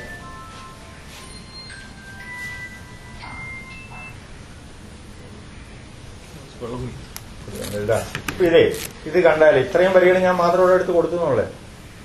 ഈ സീതയെ കാണാൻ പമ്പാ നദി കഴിഞ്ഞു പോകുന്ന അവര് വനദേവതമാരെ നിങ്ങളുമുണ്ടോ കണ്ടു വനജേഷണയായ സീതയെ സത്യം ചൊൽവിൻ മൃഗസഞ്ചയങ്ങളെ നിങ്ങളുമുണ്ടോ കണ്ടു മൃഗലോചനയായ ജനകപുത്രി തന്നെ പക്ഷി സഞ്ചയങ്ങളെ നിങ്ങളുമുണ്ടോ കണ്ടു ഭസ്മളാക്ഷിയെ മമ ചൊല്ലുവിൻ പരമാർത്ഥം വൃഷവൃന്ദമേ പറഞ്ഞിടുവിൻ പരമാർത്ഥം പുഷ്കരാക്ഷിയെ നിങ്ങൾ എങ്ങാനുമുണ്ടോ കണ്ടു യുദ്ധം ഓരോന്നേ ഇതിപ്പോ ബാലേന്ദ്രൻ ചുള്ളിക്കാളിന്റെ പുതിയ മലയാളം തോന്നുന്നു അല്ലേ.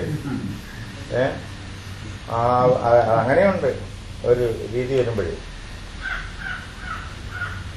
പിന്നെ അന്ധകാരം എന്നൊക്കെ പറയിക്കും. അങ്ങനെ പുതുമ നമ്മുടെ ഏറ്റവും ആധുനികമായ പ്രയോഗങ്ങൾ വരുന്ന ഒരുപാട് സന്ദർഭങ്ങളുണ്ട്. ഹരിനാമകീർത്തനം മാത്രം ഇങ്ങനെ ഓരോന്നെടുത്ത് പ്രത്യേകമില്ലേ അത് പറയുമ്പോൾ വേറൊരു രീതിയാണ് അത് വരുന്നത്. അന്നന്ന് കണ്ടതിനെ വാഴ്ത്തുന്ന മാമുനികൾ. ശാസ്ത്രമാ പറയുന്നല്ലേ. അങ്ങനെ ആത്യന്തികമായൊരു ശാസ്ത്ര ദർശനമില്ല. ഓരോ പുതിയ കാഴ്ച വരുമ്പോഴും. അപ്പൊ അന്ന് അദ്ദേഹം പറയില്ല, എല്ലാം പറയുന്നു. പിന്നെ വിരോധഭക്തിയുണ്ട്. വെറുതെ ഈശ്വരനെ ഭജിച്ച പാണ്ഡ്യനെ എന്തിനു ശപിച്ചു, അല്ലെ? അത് ശരിയാണോ എന്ന് ചോദിച്ചുകൊണ്ടാണ് അവിടെ ഇത് പറയുന്നത്. അപ്പൊ അങ്ങനെയുള്ള എല്ലാ സാധ്യതയും ഈ കരുണാവർത്തനത്തിൽ അന്നന്ന് കണ്ടതിനെ വാഴ്ത്തുന്ന മാമനി. ഞാൻ ഭക്തിയും അദ്വൈതവും സാങ്ക്യമൊക്കെ സ്വീകരിച്ചു. എന്നാൽ ഈ അല്ലെ കാലചക്ര ഭ്രമം പാർത്ത് കണ്ടാലൊരു കാലവും, അല്ലെ, കാലചക്ര ഭ്രമത്തെ പറ്റി ആത്യന്തികമായൊരു ഇതില്ലെന്ന്. അതൊക്കെ പിന്നെ നമ്മള് മറ്റേതിനുള്ളതാണ്. നമുക്ക് പിന്നെ യുഗസങ്കല്പനം, ഈ നമ്മൾ പറയുന്ന ബ്രഹ്മചര്യം ഗാർഹസ്ഥ്യം എന്നൊക്കെയുള്ള ആ ഒരു സങ്കല്പനം, ധർമ്മം എന്നുള്ളത്, പുരുഷാർത്ഥമില്ലേ, അല്ലെ, ധർമ്മം അർത്ഥം കാമം മോക്ഷം, പുരുഷാർത്ഥ സങ്കല്പനം, ഇതൊക്കെ ഗ്രീക്കിന്റെയോ ലാറ്റിൻ ആ സാഹിത്യത്തിന്റെ ഭിന്നമായിട്ട് ഭാരതത്തിന് ഉള്ളതാണ്. നിങ്ങൾ എന്തെങ്കിലുമൊക്കെ പറഞ്ഞാൽ ചിലപ്പോൾ ഞാൻ ചിലതിലൂടെയൊക്കെ ഓർന്നു വരും. ഒരുപാട് ഇത് വായിച്ചാലേ പറ്റത്തുള്ളൂ. മൊത്തമായിട്ട് സത്യം പറഞ്ഞാൽ 2 വരി എടുത്താലും അതിലൊരു അനുഭവമുണ്ട് എനിക്ക്. എഴുത്തച്ഛന്റെ ഏത് ഭാഗത്തു നിന്ന് ഏത് 2 വരി എടുത്താലും ഒരു രസവും പുതുമ ഇപ്പോഴും വരുന്നു.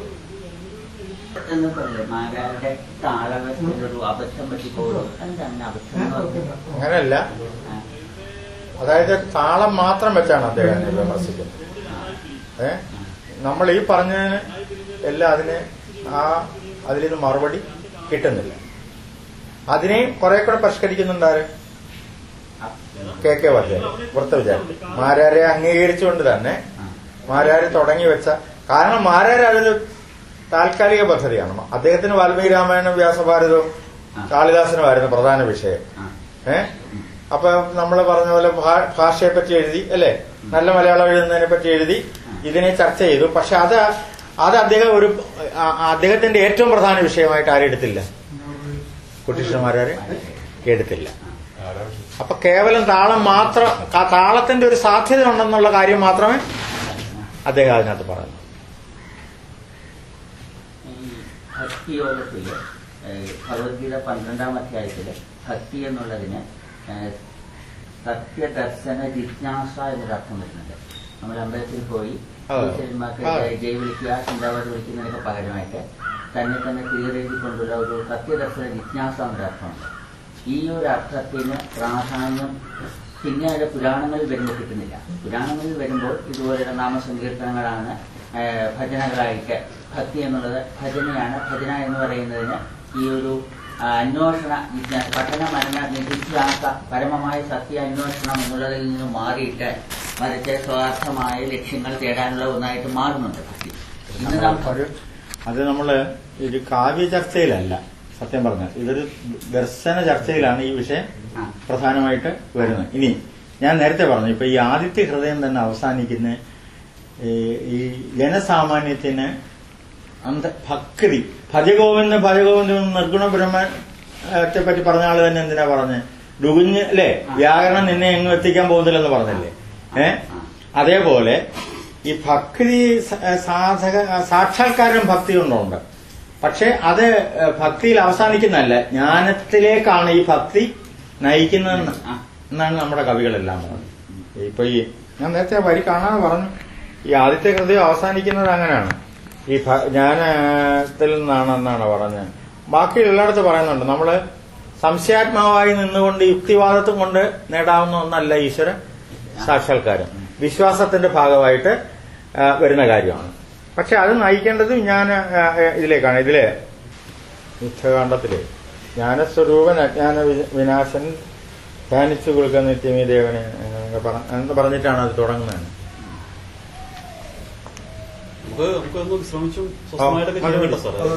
അപ്പൊ അത് ഇതിനെ നിഷേധിക്കുന്നില്ല. കാരണം ഇപ്പൊ പ്രഭാരാചാര്യയുടെ ശങ്കരാചാര്യയുടെ എഴുത്തച്ഛന്റെയോ അതുപോലുള്ള നിലയിലല്ലേ ജനസാമാന്യം എന്ന് പറയുന്നത്, വിശ്വാസത്തിലൂടെയാണ്.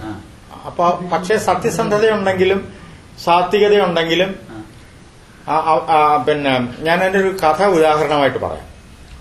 ഭാഗവതത്തിന്റെ ഒരു പാഠത്തിൽ നാരദൻ മഹാവിഷ്ണുവിനോട് ചോദിക്കുന്നു, ഈ 14 ലോകത്തിലും അങ്ങയുടെ ഏറ്റവും വലിയ ഭക്തനാരാണ്? അപ്പൊ വിഷ്ണു പറയുന്നു ഭൂമിയിൽ ഒരു കർഷകനാണ്. അപ്പൊ നാരദൻ നോക്കുമ്പോൾ ഒരു പ്രാവശ്യം പോലും അദ്ദേഹം വിഷ്ണുവിന്റെ നാമം ജപിക്കുന്നില്ല. അറിയാമല്ലേ? അപ്പൊ അതേപോലെ ഈ സമർപ്പണത്തിന്റെയും സത്കർമ്മമാണ് ഏറ്റവും വലിയ ക്രിയ. ഈ ഒരു മീനിങ് ഉള്ളത് കൊണ്ടാണോ ഈ ഗീത പരാവർത്തനം ചെയ്യാതിരുന്നത്? അല്ലല്ല. കാരണം ഗീതയിൽ പറയുന്നതിന് പല തർക്കങ്ങളുണ്ട്. സാഖ്യദർശനമാണെന്ന് ചിലർ പറയുന്നു, അദ്വൈതമാണെന്ന് വേറെ പലർ പറയുന്നു. നമുക്ക് തോന്നുമ്പോൾ അതിനകത്ത് വ്യാസൻ പിന്നീടും പറയുന്ന സാഖ്യദർശനമായിട്ടാണ്. എന്തോ ആയിക്കോട്ടെ, ആ കാര്യങ്ങളെല്ലാം അതിന്റെ എണ്ണവിട്ട് പറയുന്നുണ്ട് പിന്നെ ഹരിനാമകീർത്തനത്തിൽ. അതായത് സാഖ്യദർശനത്തിൽ എന്താ ഈ പരമാർത്ഥ തത്വങ്ങളില്ലേ, അതിന്റെ ആ ക്രമം പറയുന്നുണ്ട്. എല്ലാ സ്തോത്രങ്ങളിലും ഈ ദർശനങ്ങളാണ് സ്വാംശീകരിച്ചിട്ടുള്ളത്. എഴുത്തച്ഛന്റെ എല്ലാ, ഞാൻ പറഞ്ഞില്ലേ കോസ്മിക് എക്സ്പീരിയൻസ് എന്ന് പറയുന്ന എല്ലാ സ്തുതികളിലും ഈ ദർശനം സ്വാംശീകരിച്ചപ്പോൾ മാത്രമല്ല, മഹാഭാരതം സംക്ഷേപമാണ്. സാധാരണ ജനങ്ങൾക്ക് വേണ്ടിയിട്ടാണിത് പറയുന്നത്. ഈ 18 സർഗമുള്ള 18 അധ്യായമുള്ള ഭഗവത്ഗീതയുടെ ഒരു കാര്യം ഇവിടെ കൊണ്ടുവരുന്നത് കൃതിയുടെ വലുപ്പം കൂട്ടും, സാധാരണ ജനങ്ങൾക്കത് വിഷമകരമാക്കി തീർക്കും. തന്റെ എല്ലാ പ്രാർത്ഥനകളിലും സ്തുതികളിലും ഈ തത്വം വരുന്നുണ്ട്. അതുകൊണ്ടാണ് അത് അദ്ദേഹം ഒഴിവാക്കിയത്. അല്ലാതെ ഇപ്പം പിന്നെ മലയങ്കിഴി മാധവൻ അത് വിവർത്തനം ചെയ്തതുകൊണ്ടോ അതിനോടുള്ള വേറെ രീതിയിലല്ല. സർവത്ര സ്തോത്രങ്ങളിൽ ഈ ദർശനമാണ് വരുന്നത്. ഹരിനാമകീർത്തനത്തിൽ വിശേഷിച്ചും തത്വങ്ങളുടെ പടികളെ പറ്റിയൊക്കെ പറയുന്നുണ്ടല്ലോ. അപ്പൊ അത് ഈ സാഖ്യകാരന്മാര് പറയുന്ന 20 തത്വങ്ങളാണ്. അത് ഈ കഥാസരിസ നേരത്തെ കൃഷിയുടെ കാര്യമല്ലേ, വിശ്വാസത്തിന്റെ. ഒരു എത്രയോ കാലമായിട്ട് കാളി ക്ഷേത്രത്തിൽ ഒരാളിരുന്ന് തപസ് ചെയ്യുകയാണ്. അപ്പൊ രാജാവ് എല്ലാ യുദ്ധവും പെണ്ണുപിടുത്തവും ഒക്കെ ഉള്ള രാജാവ്. പക്ഷെ അങ്ങനെ ഒരു, അപ്പൊ ഇത് എങ്ങനെയാണ് ഭഗവതിയെ ഉപാസിക്കേണ്ടത്, എന്തെങ്കിലും ഒരു മന്ത്രം പറഞ്ഞുതരാം. രാജാവ് പക്ഷെ ആ സമയത്ത് ഏകാഗ്രമായിട്ട് പൂർണ്ണ സമർപ്പണമായിട്ട് അന്നേരം തന്നെ കാളി പ്രത്യക്ഷപ്പെട്ടു.